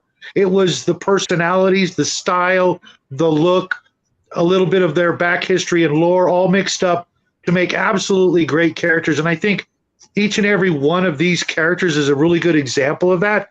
We were all very diverse, very different individuals with our own unique personalities and tendencies and thought processes that all, when you put it all together, they were so much more than just what was on an index card. This beginning adventure, and I don't even think this was our character's actual first adventure. I actually picture them having been together a while. What brought them together? Kind of like the Out of Gas episode of Firefly, where episode 4, you find out all this cool stuff about the characters that happened way before episode 1. And each and every one of these characters was a fun character. Their backstories would be, worthy of, a large portion of a novel before we actually, met and got together and were on the ship, etc. I can see this story and these characters going on for quite a long adventure, with many adventures in between and pit stops and all kinds of different things. So I don't see that as really an issue. I think it's really a matter of willingness to stick to it and continue to play more than, we're not leveling up enough. We're not getting better enough. So many good stories. There's very little of that in the way of translating it to numerical advantages and statistical increases and new spells and things like that. What do you guys think? Well, the whole I have to have it now, I blame on the last generation that raised us. Well, not me, because I got a different type of education raising. But everybody gets to go home with a trophy bullshit has definitely changed the dynamic of gaming as well. Yeah, well, we're not them. We don't want to be them. Don't get sucked into that. You're better than that. All of us are. Hold on, just let me finish. So the whole I got a level now, give me what I want right now is part of that bullshit.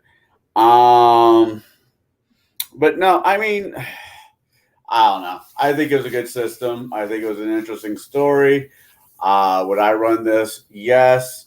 Do I think that you could streamline Pathfinder to run it like this on an index card?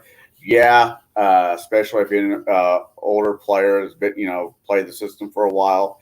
Same with 3.5. Hell, this would be really fucking easy to do with 5th edition now that I really think about it. But I don't know. You're going to run maybe hopefully a 3-year campaign using this.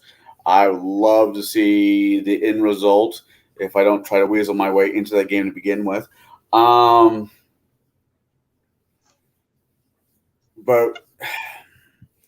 I don't know.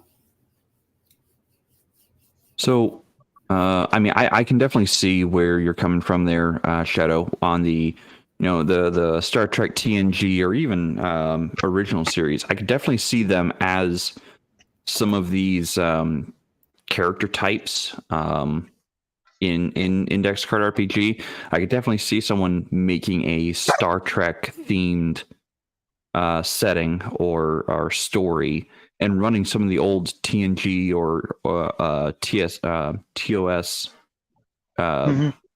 episodes in this. I could also see this being used for Firefly, as you said. Maybe even going further and going to something like, Robin Hood. Like I could see someone running like Robin Hood in this for the very good example fantasy side. I could do BSG in this easily. Conan would work. Yeah. Mm-hmm. Pretty much. Blood and Snow. Pretty much Exactly. They're sorry. Go ahead, Kai.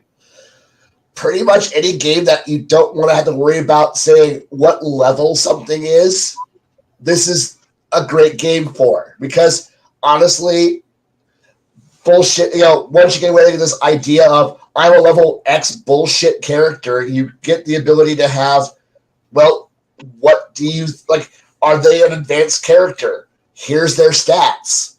Oh, shoot, they're 8 points higher than the average character. They're that much better. That's, scattered amongst 6 stats. 6 points. That 6 points initially sounds like a lot until you realize you got 6 stats. And now you got to try to, not build, and since every stat, and yeah, Shadow, you should understand, you're an Amber player. Every stat's important. You can't, you ignore a stat at your own detriment, at your own loss. So, yeah, I may be the best damn intelligent character, but oh god, guy with a stick, I'm running because he can hit me until I fall over into a little ball and cry. And fill in the blank for every other stat. Every other stat can be beaten by every other stat if you're creative with this game engine. It isn't quite so locked in with, say, a traditional game where it's like, oh, this stat does this. It ties with this. I can say I wanted to play Big McLarge Huge with a crowbar.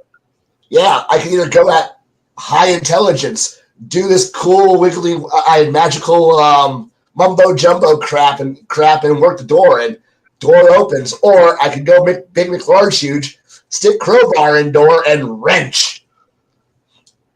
Or, fill in the blank. This is a very versatile engine where, since there really isn't a skill block system that ties into it, it's literally, come on, we played Amber. We should know how to make every stat a useful stat. I mean, I wasn't thinking. It realized in the institutional scout picking I've had in the week since last session, I thought about this and gone, I brute forced the wrong stat, and I brute forced it. I was dumb. I didn't finesse it at all. I wasn't thinking. I was just playing to being stupid, and now I regret it because I'm smarter than this. Why the fuck was I doing it wrong? Had I a chance to do it again, I probably would have thought about other ways of being more intelligent than what I player meet, not character meet, intelligent. And done it. This is just Amber with some dice and no bidding. Thank God, no bidding. And Traveler and Call of Cthulhu also come to mind. In both those games, the whole leveling idea is, depending on which versions I guess you play, isn't really a consideration. You can play Traveler for 10 years and your character literally never changes because it's not about that. Yeah. Your character changed on the way to getting to the first game. Right. And then changed through other things that aren't so character sheet oriented. Same with Call of Cthulhu. Yes, because I too have played my geriatric retired I retired ex-chief engineer who's now a grumpy guy in the back of a ship going, why is it broken? Back in my day, the Bible was still in rough draft form. I understand, Grandpa. You get the shut the fuck up here. I'm going to go up there and I'm going to fix that warp drive. And then you get up there and everyone else is like, great, what's Grandpa going to do? Back the fuck away. And then hit the goddamn jump drive and, well, now it works. And off we go. And they're like, Grandpa, when did you become? I was fixing shit when your dad was in diapers, motherfucker.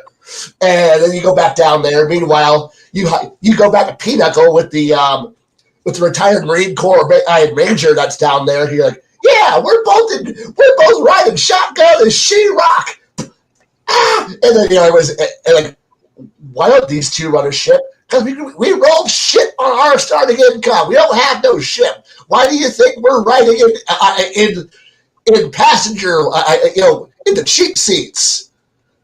And I like that. We've all played Traveler. We've all made that character. I mean, come on. I've actually never played Traveler, but I get where you guys are going. Oh, come on. One day. You're gonna. That's what I'm running. You're One gonna. day- And One day wait 6 months. you're going to experience the joy of making the best character possible who gets shot in the head at character creation and dies. You're like, he was going to be so cool, and then he fell off a cliff. Start over. That doesn't happen. That's It doesn't happen. bullshit. Well, Bullshit. maybe it did. the character right. Mongoose, and even the older edition or the oldest of editions didn't necessarily always have to go down that way. But I know what you're talking about. The first ed which I played, you had severe chances of death or losing a limb.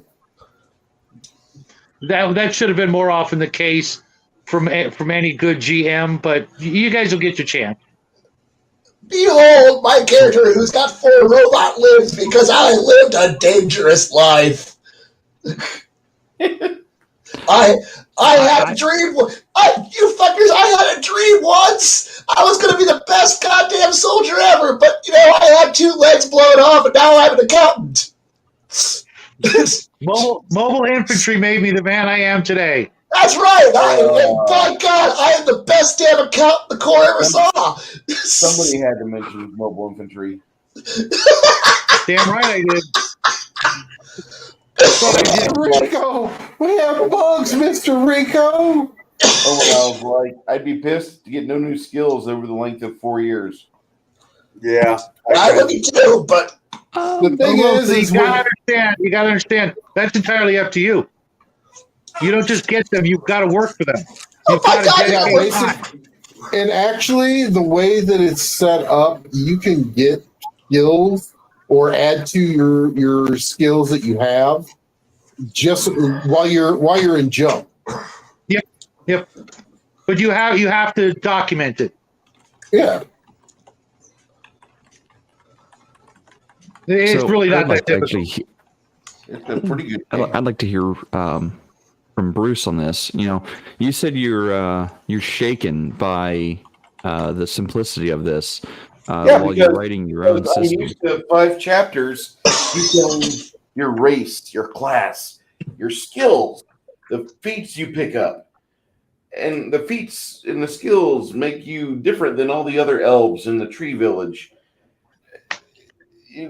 This game's like Hold My Beer. You mark up your index card like this.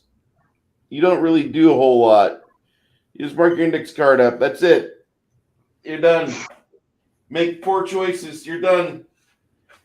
Character creation, 7 minutes. all the bad choices. And I'm like, but I want to run a long-term campaign where the players have legion or generational ties to the characters before them, and they get along well, and they possibly could turn the keep on the Borderlands to the city of San Antonio. I want that. That'd be cool. Yeah, I mean, I want that, where we go probably way too hard into the paint on a game and we do this, but here's a silly little game that you mark up 7 or 14 things on an index card, and occasionally your DM gives you another index card with special equipment on it. Here's an artifact. What? It's an artifact. Don't do this. Okay. This is crazy because this game does basically much more than with less. It does so much more with less. This is brevity as a game role, as a design feature, as a design flaw, as we say. Okay. And that's a good thing.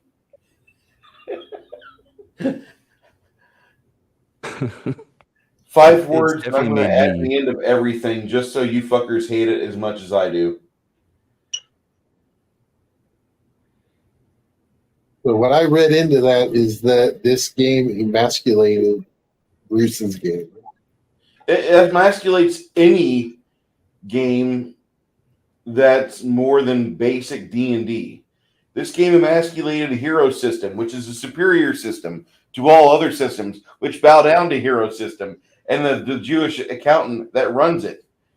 This game offers you literally unlimited possibilities. You have some level up things that don't quite happen. And when I was like, I'd be pissed to get 0 new skills over the length of a game, over a campaign's period. Yeah, that's kind of like the only negative this game has from the way it's written. But it's really, as a person that played it, I can say it's very enjoyable. I'm just irritated that it's destroyed everything from the Unearthed Arcana first release till now. It levels it. Well, hold on to your seats because there is a level up method to this game. Okay. There is. It's actually called actually, let me pull it up, milestone paths. And this is so actually in the PDF I sent you guys, I included the milestone paths just after Warp Shell statistics or playstyle. Saw that. And it has 5 paths that you can take. Path of Iron, Smoke, Amber, Oak, and Hawk. And what they do is they have unique powers. There's like 4 unique powers per tier. And the way to get these powers is to choose a path, and then you start taking tier 1 abilities. And you can't take tier 2 abilities until you have so many of tier 1 abilities. And that is how you level up in these paths. So it's and all it takes to take one of these abilities is a milestone reward. You just use a milestone reward on it, and that's how you level up. So it does kind of have a 4-tier leveling system built into it that is optional. It's an optional rule that game masters can employ or not. And I'm actually, that's how I was designing my homebrew game, was to use this path system. Yes, Shadow?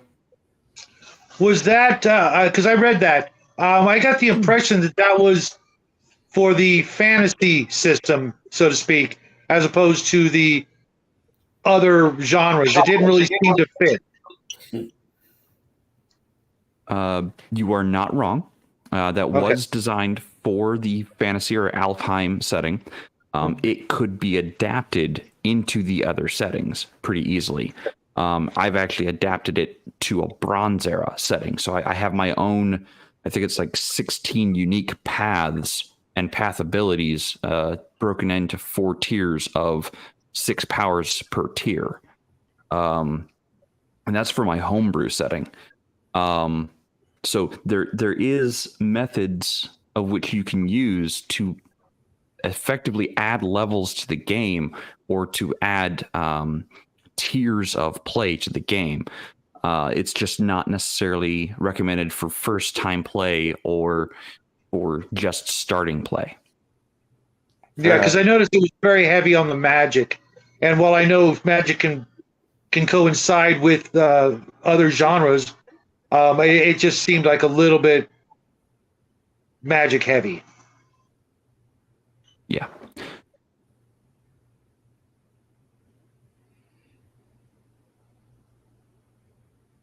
All right. Well, I'm impressed.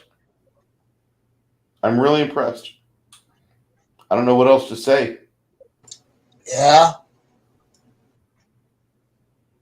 awesome. I'm glad that that you're impressed with the system. I'm glad you guys enjoyed playing the game. Say about it, but I mean, there's not much to say. How thick is that book you've got there, Jade? Give me a sec. Let me. 250 maybe. I don't. It's about an inch thick. Yeah, about an inch thick. Kind of. Let's see here. Let me pull up a standard notebook. So standard notebook compared to it, smaller than a standard notebook. It is. It looks like it's about the same size as the Encyclopedia Magica. With the character sheet and back cover page, it is 403 pages. Okay. Yeah, so very close. In total. Yeah.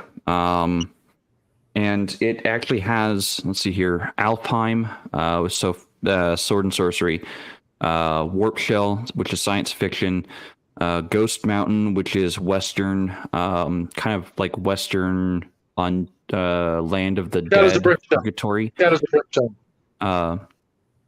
And then it also has Vigilante City, which is all superheroes. And it has Blood and Snow, which is the Bronze Era or post-apocalyptic setting that I ran for G's table. And then it also has Expanded Magic. It has adventure or character paths. It has a GM section all to its own with monsters. It has 18 pages are just loot lists. 18 pages. And then let's see here. What else has got in there? It's got more science fiction stuff, more Warp Shell stuff in the world primer. So it's got two major world primers, Alfheim and Warp Shell, and it goes into more in-depth explanation of Alfheim setting and all the places to go and things to do. And it also has in-depth look at the science fiction Warp Shell setting and all the places and things you can do there. It also includes cosmic horror, as in Cthulhu mythos. This is all within the same book too. So it actually has sanity rules for doing cosmic horror. And you can mix and match and blend to your heart's content with this.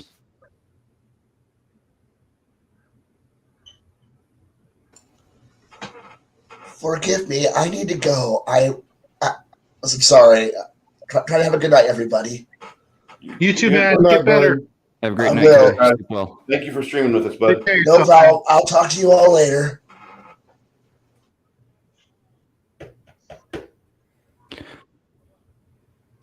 We will be back next week with Kai, and he will be in rant mode, I'm almost certain.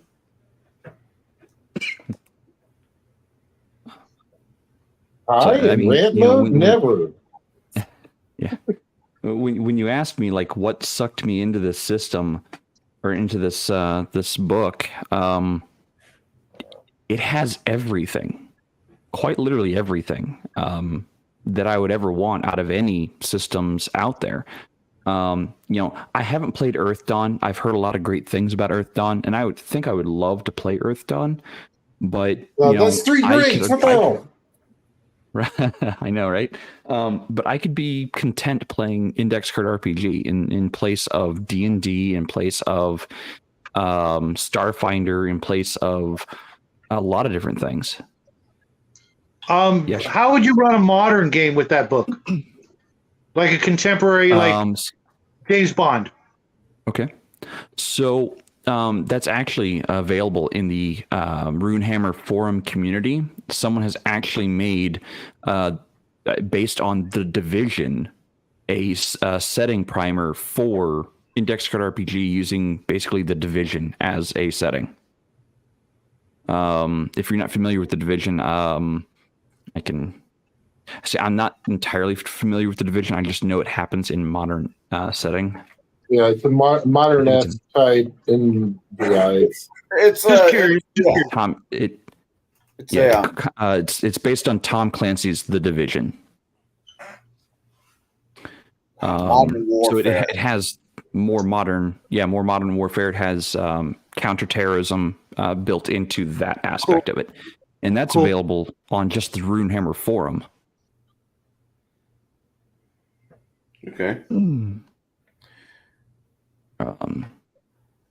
So you could adapt it to using modern setting. Good to know. Pretty much, Someone already you has. could. It sounds like you can actually adapt it to pretty much any setting you want.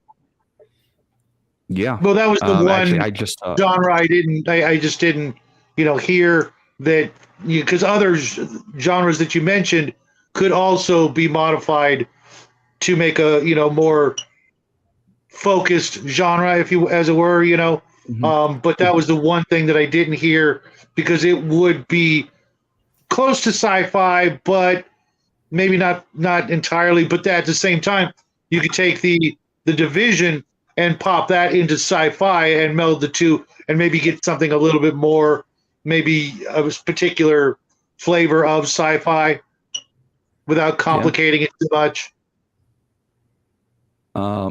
I mean, thinking so, I just mentioned what came in the book. The community for Index Card RPG is kind of big, but it's also kind of niche. Like, I don't think it's well known right now.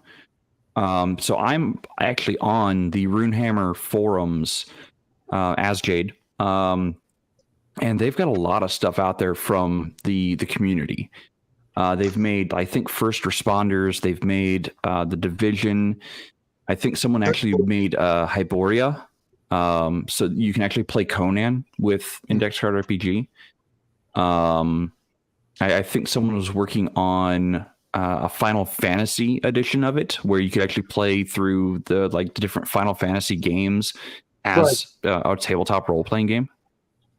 So I mean, the community is very, very creative, and they've done a lot of groundwork to expand in other directions.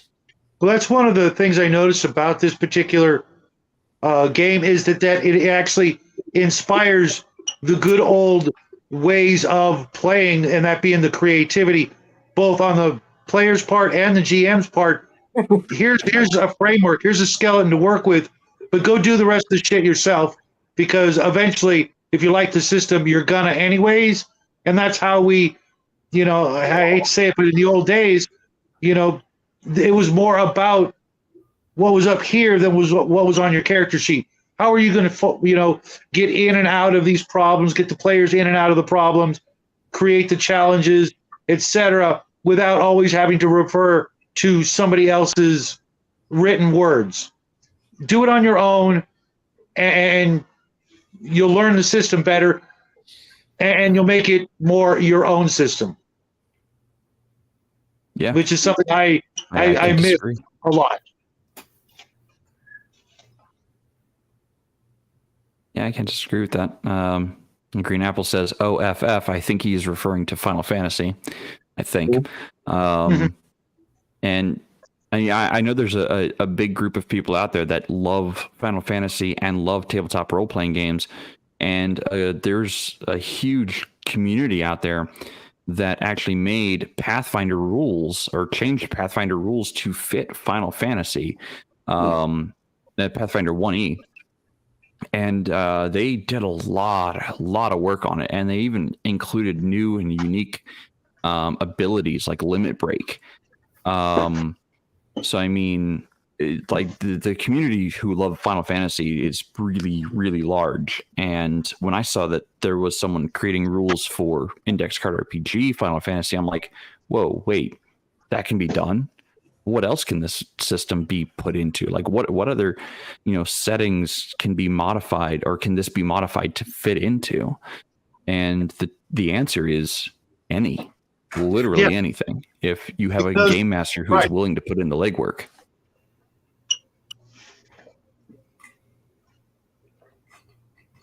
So to give you a more full answer, Bruce, I think it's the fact that this can be hammered into literally any type of setting. I think that's what draws me into it. Okay.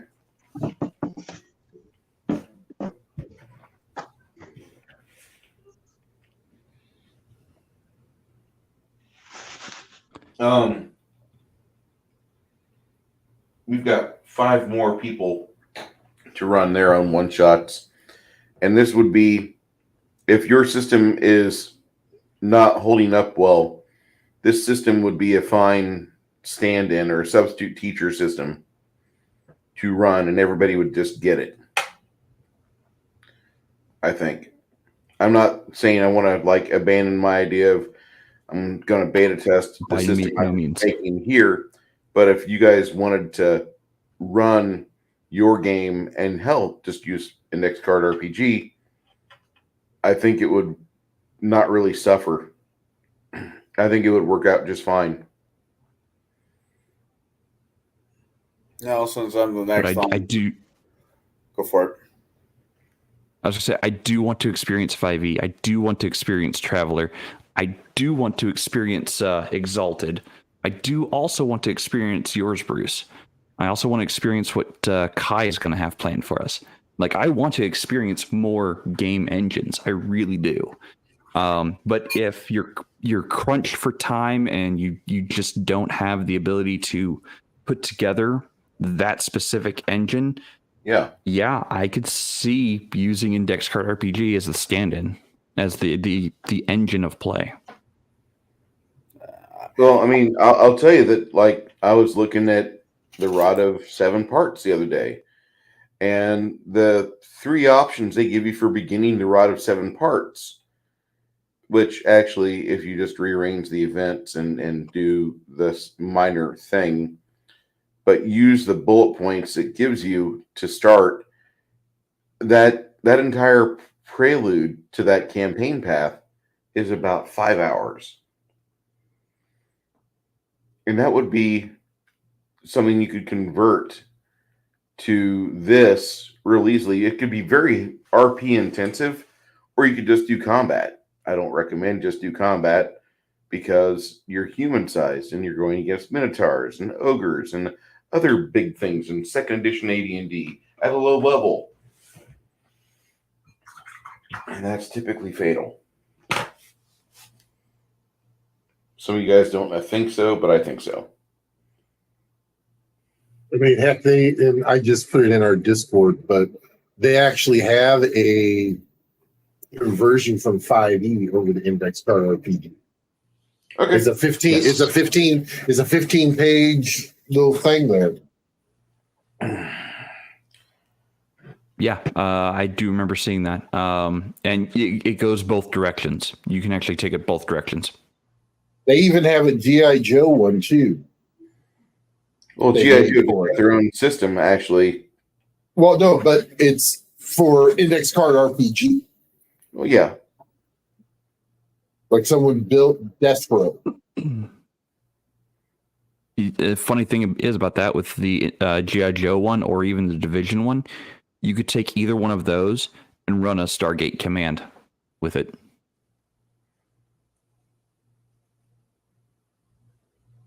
Actually, I've got setting. Yeah, because that's probably, if we were going to do a second round, I was probably going to do SG1, the Wyvern Games one, and because it actually runs off the 5th ed. The only thing I would keep out of it is the chase scene because it makes no sense. So yeah. So Green Apple, I have not heard of Essence 20. Also, Green Apple, they released it last year at Gen Con. It's by Wyvern Games. I've actually got a couple videos. I'm going to be doing a couple more on them to kind of round out that series here within the next week or two. But I've got those on my channel. And it actually runs off of the 5th ed engine. But it is it has quite a few different races that you can go through it, including they have different races of the human too.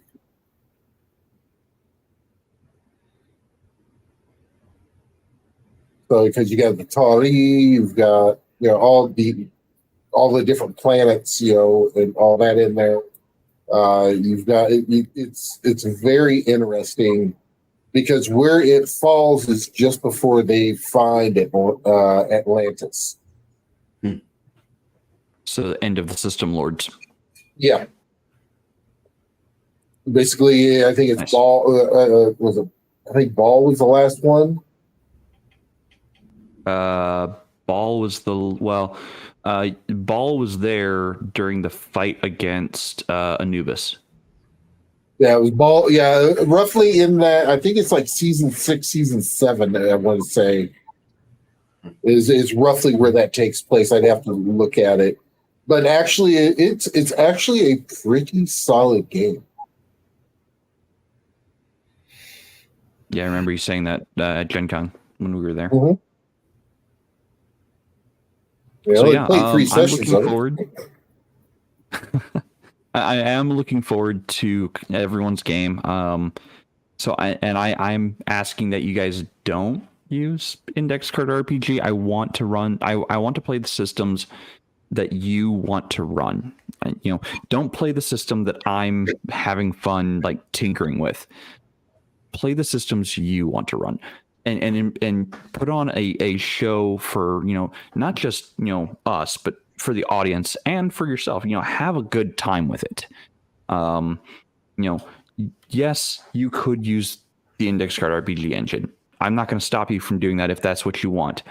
But I really want to know the systems you love, and I want to play in the systems you love, so I can experience what it is you love about the systems for myself. That's the case. We're all playing Texas Hold'em. Fuck this RPG shit. We're playing Texas Hold'em. So, Hey, By the way, Dave, I need you to do me a favor. yes. My game's going to be, the last one, okay? But I would really like to see if you would run a character in this game. I would like to see what you would have rolled up. Oh, in the game If that you I were ran? if you were a player in this game, I'd like to see that character, and then maybe try to convert it for the Traveler game later on down the road. But until then, I would like to. I probably would have picked Space Wizard, the Echo. That's cool. That works. That's actually what I actually thought you would run. But that's I'd probably play fine. the Space Wizard. Technically, rolling up is the wrong term because there was no rolling up characters as a point buy. Whatever. You could roll up stats instead. I'd give D3 you on a D3? probably either D3 or it'd either be a D3 or it would be 5D2. I've never even seen the D2. So I'm just going to go get a fucking quarter and flip it. There's your Exactly. Didn't I mention coins earlier? I need to start. I need to copyright some coins for gaming. Actually, thinking on this, you can actually play Index Card RPG without dice at all. You can actually use playing cards entirely. Oh, I can believe it. Like for a D4, that's your suits, starting with I think it's clubs, hearts, clubs, diamonds, hearts, spades. It's 1 through 4. There's a whole conversion of drawing cards instead of rolling dice for random number generation. Get ready. We're almost on camera. Okay. Anyway. We are 2.5 hours into this discussion. One of our members is going off to find a healthier set of lungs. What do we want to do next week? Next Thursday, we got to do this again, but we don't have to do the same topic. I'd like to do something that would be different. The topic that we have set up for next Thursday is part 1 of folklore. So we're going to be going over different folklore. I believe that was actually one of Connell's suggestions. Yeah, I'm running. So he'll be actually heading that discussion for us next week. So the way that our calendar is going to be looking is we're going to be doing folklore on the 17th, which is next Thursday. We are taking Thanksgiving off. because we're all going to be fat and happy and in turkey comas. I'm not And even yes, here. I'm not even going to What? be here. yeah. And then the first week of December, which is that next Thursday, which I don't know if I'm going to be there for that one, truthfully, boys. I'm just going to be honest. That may be that's National Bear and G Rock Drunken Night. Is So, that okay. is that your anniversary of your trips around the sun? Yes, that is my official level up day. And more than likely I'll be here It's still. going to be 46. Yeah, maybe. Okay. Maybe a little younger. I But wish I could turn back the clock. if I could turn back time, no. No. I'm good. And then on the first we'll be hitting Folklore Point Part 2, and then what we'll be doing is then the second week of December for those 2 weeks. Those next 2 weeks is going to be Connell's game. And from what I understand, it's going to be a holiday Christmassy theme.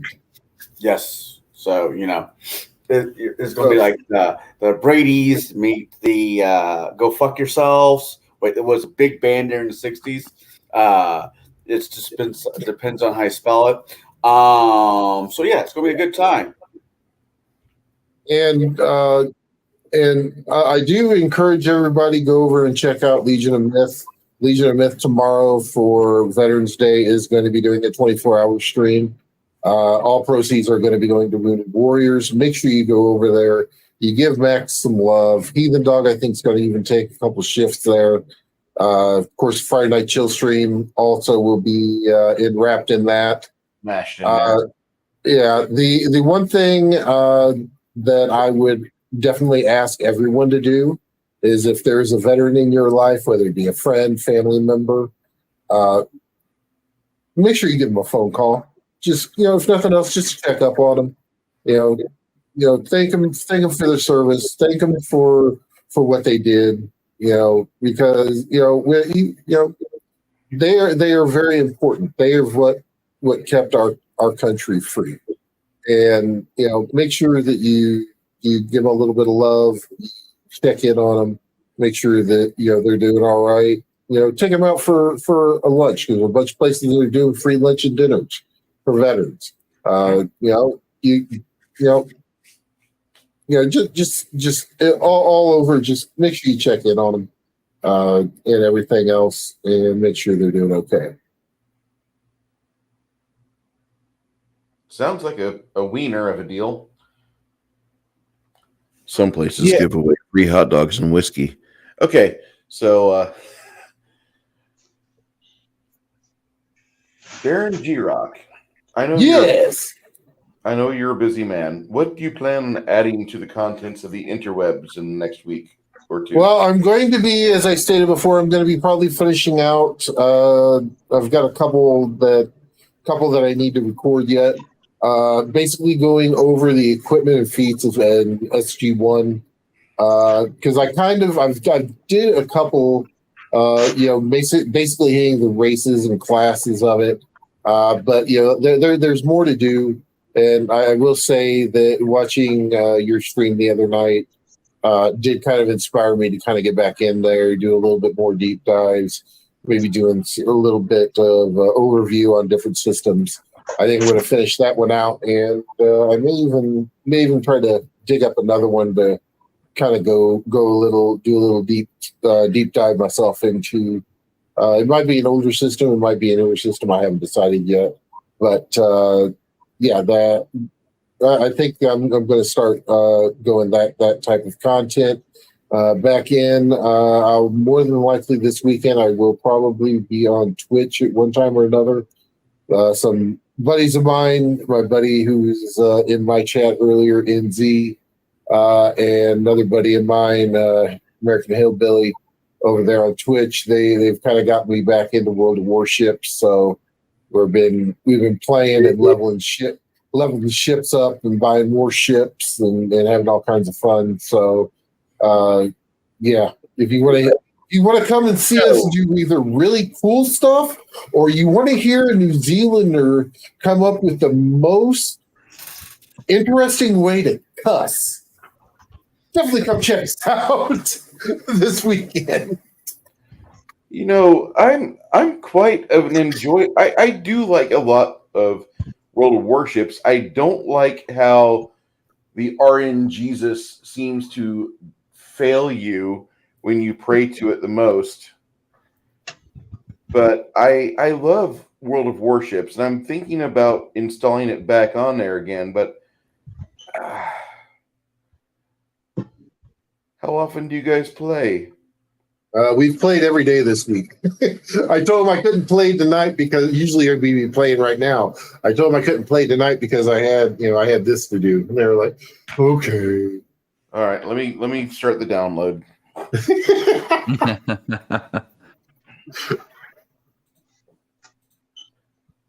But yeah, Oh, go ahead.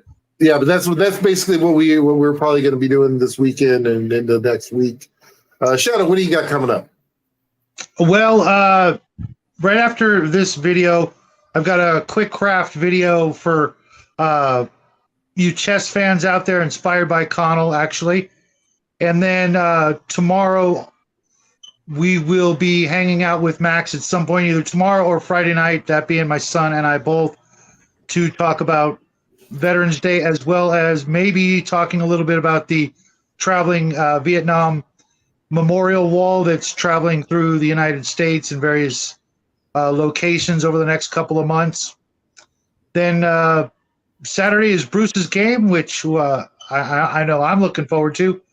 Then Sunday, I'll be hanging out with Connell, reviewing one of the best sci-fi movies of all time, that being The Invasion of the Body Snatchers. And then we'll be doing some more painting Sunday and starting a whole new week of craziness.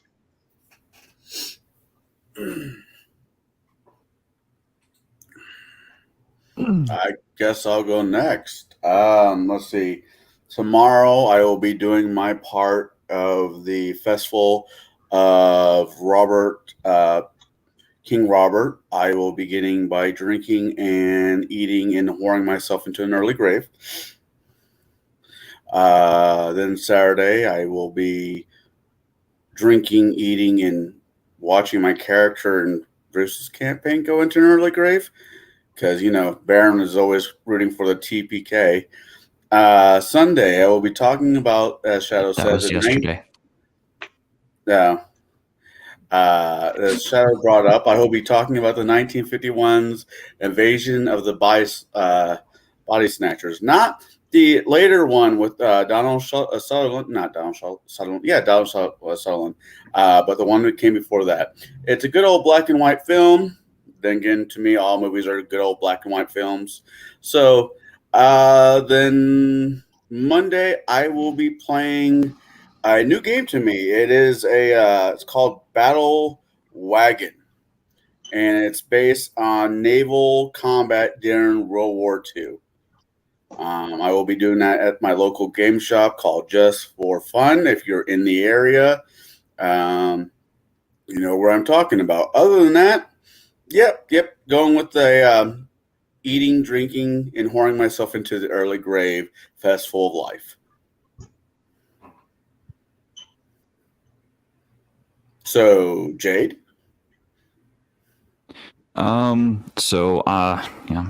The trend continues. I'm a very busy individual. I'm going to be traveling for the weekend to go celebrate my parents' my mother's birthday. And I haven't seen her since September, so she's taking exception to that.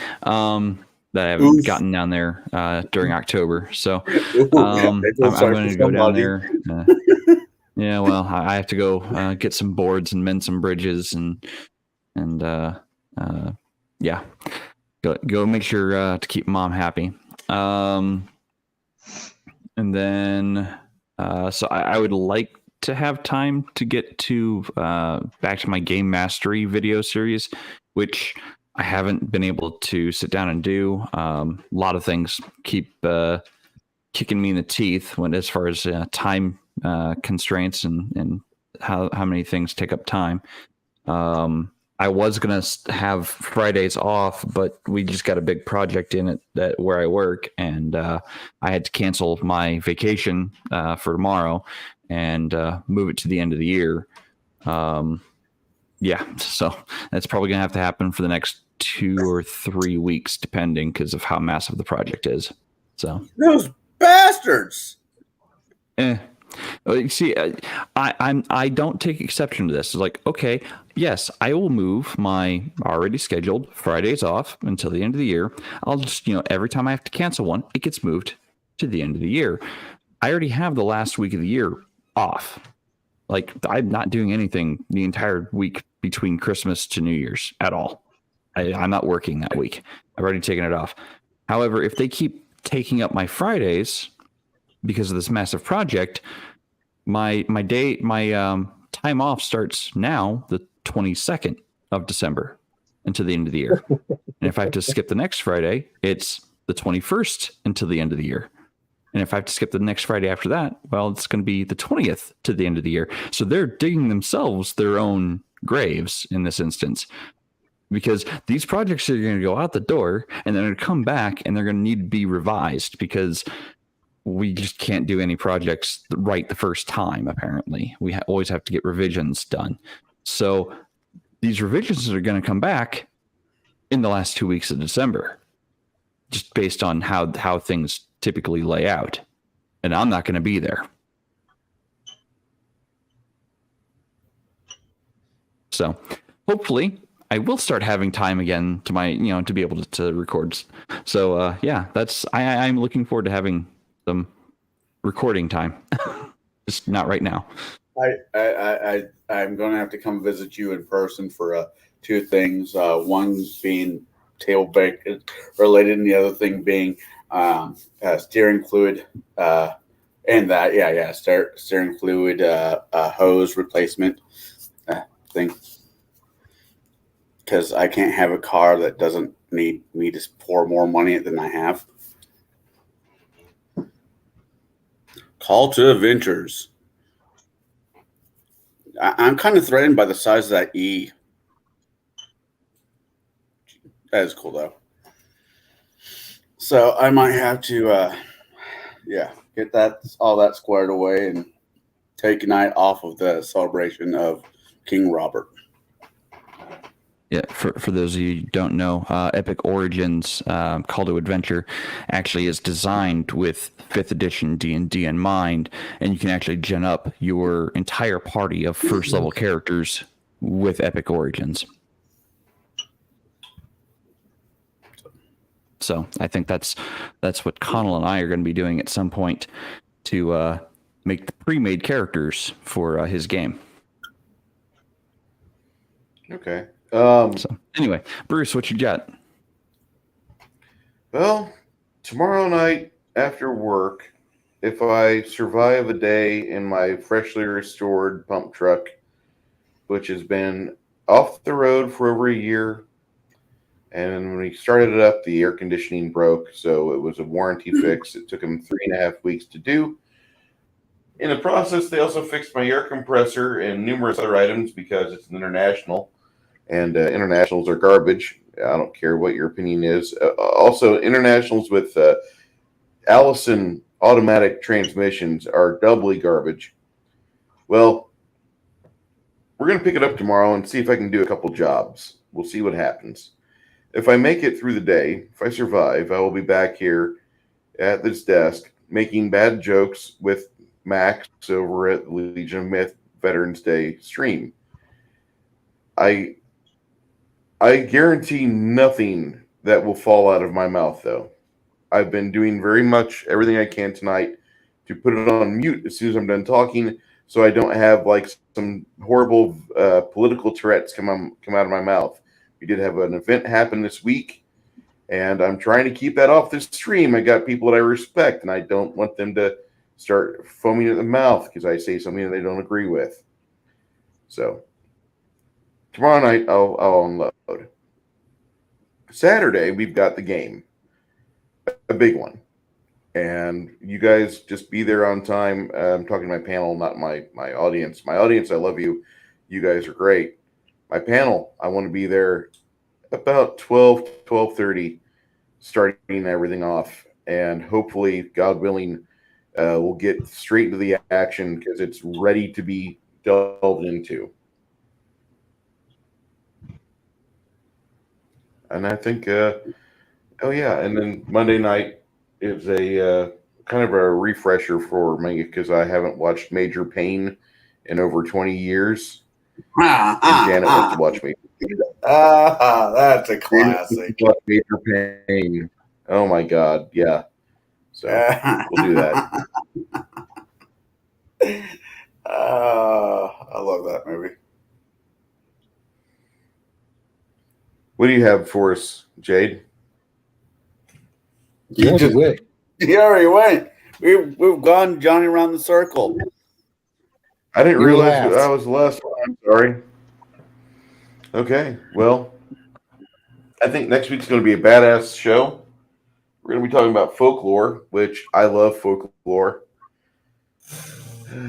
If you guys could see my internet search history on YouTube, you'd see like Donovan, Lilith Dread, Matt Squatch, the Dixie Cryptid, all sorts of stuff where people talk about getting attacked or visited or harassed by Bigfoot and Dogman and little green men that teleport in the middle of your fucking room at night.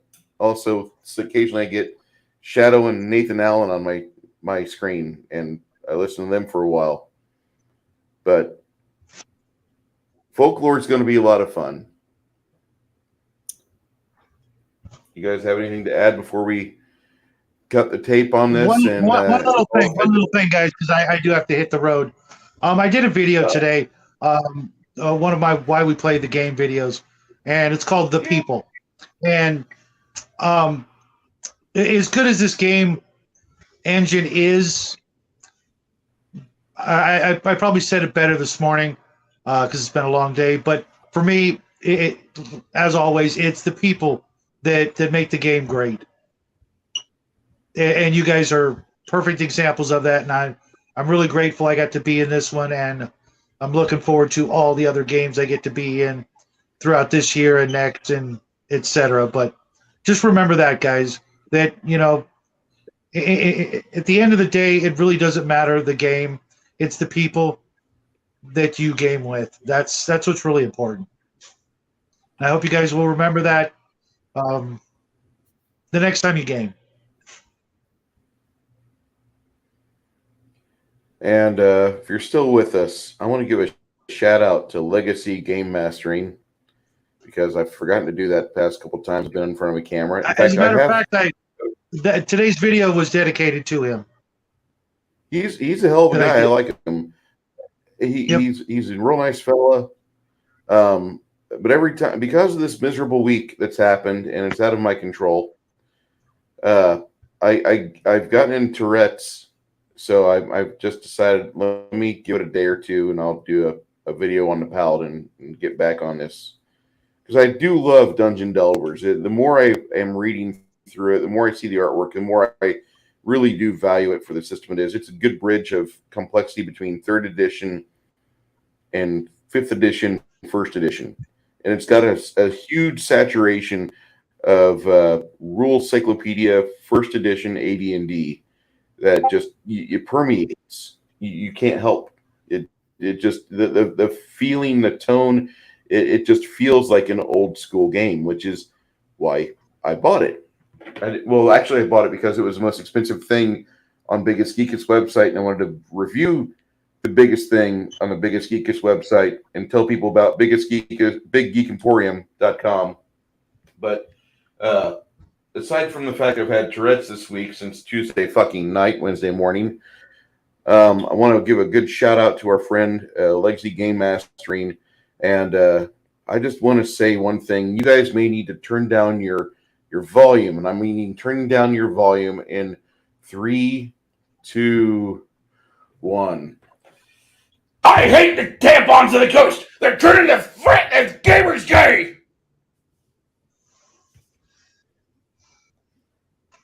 I just thought I'd do an Alex Jonesism because I love Alex Jones.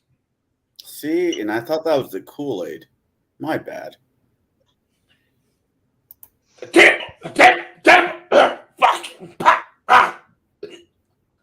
I start to talk like that, and like there's like a blueberry that comes up. No, not gonna do it. Blocked. Cock blocked. Okay, one last time. I hate the tampons of the coast. They're turning the gamers gay. Fuck. What the fuck is wrong? I will get this down. I will get this down. You guys, you will not be. You hear him? He will get it down. Going down for real. They're turning the fuck. It sounds like you have something big and roundish in your mouth when you're doing this. It's like you're trying to get your words around a carrot or something. Experience for you. Okay, guys, we're gonna shut down for the night. Thank you for being part of Table Breakers. Thought he was speaking Episode Irish there for a moment. Oh, fuck. You all right, guys? Shut her down.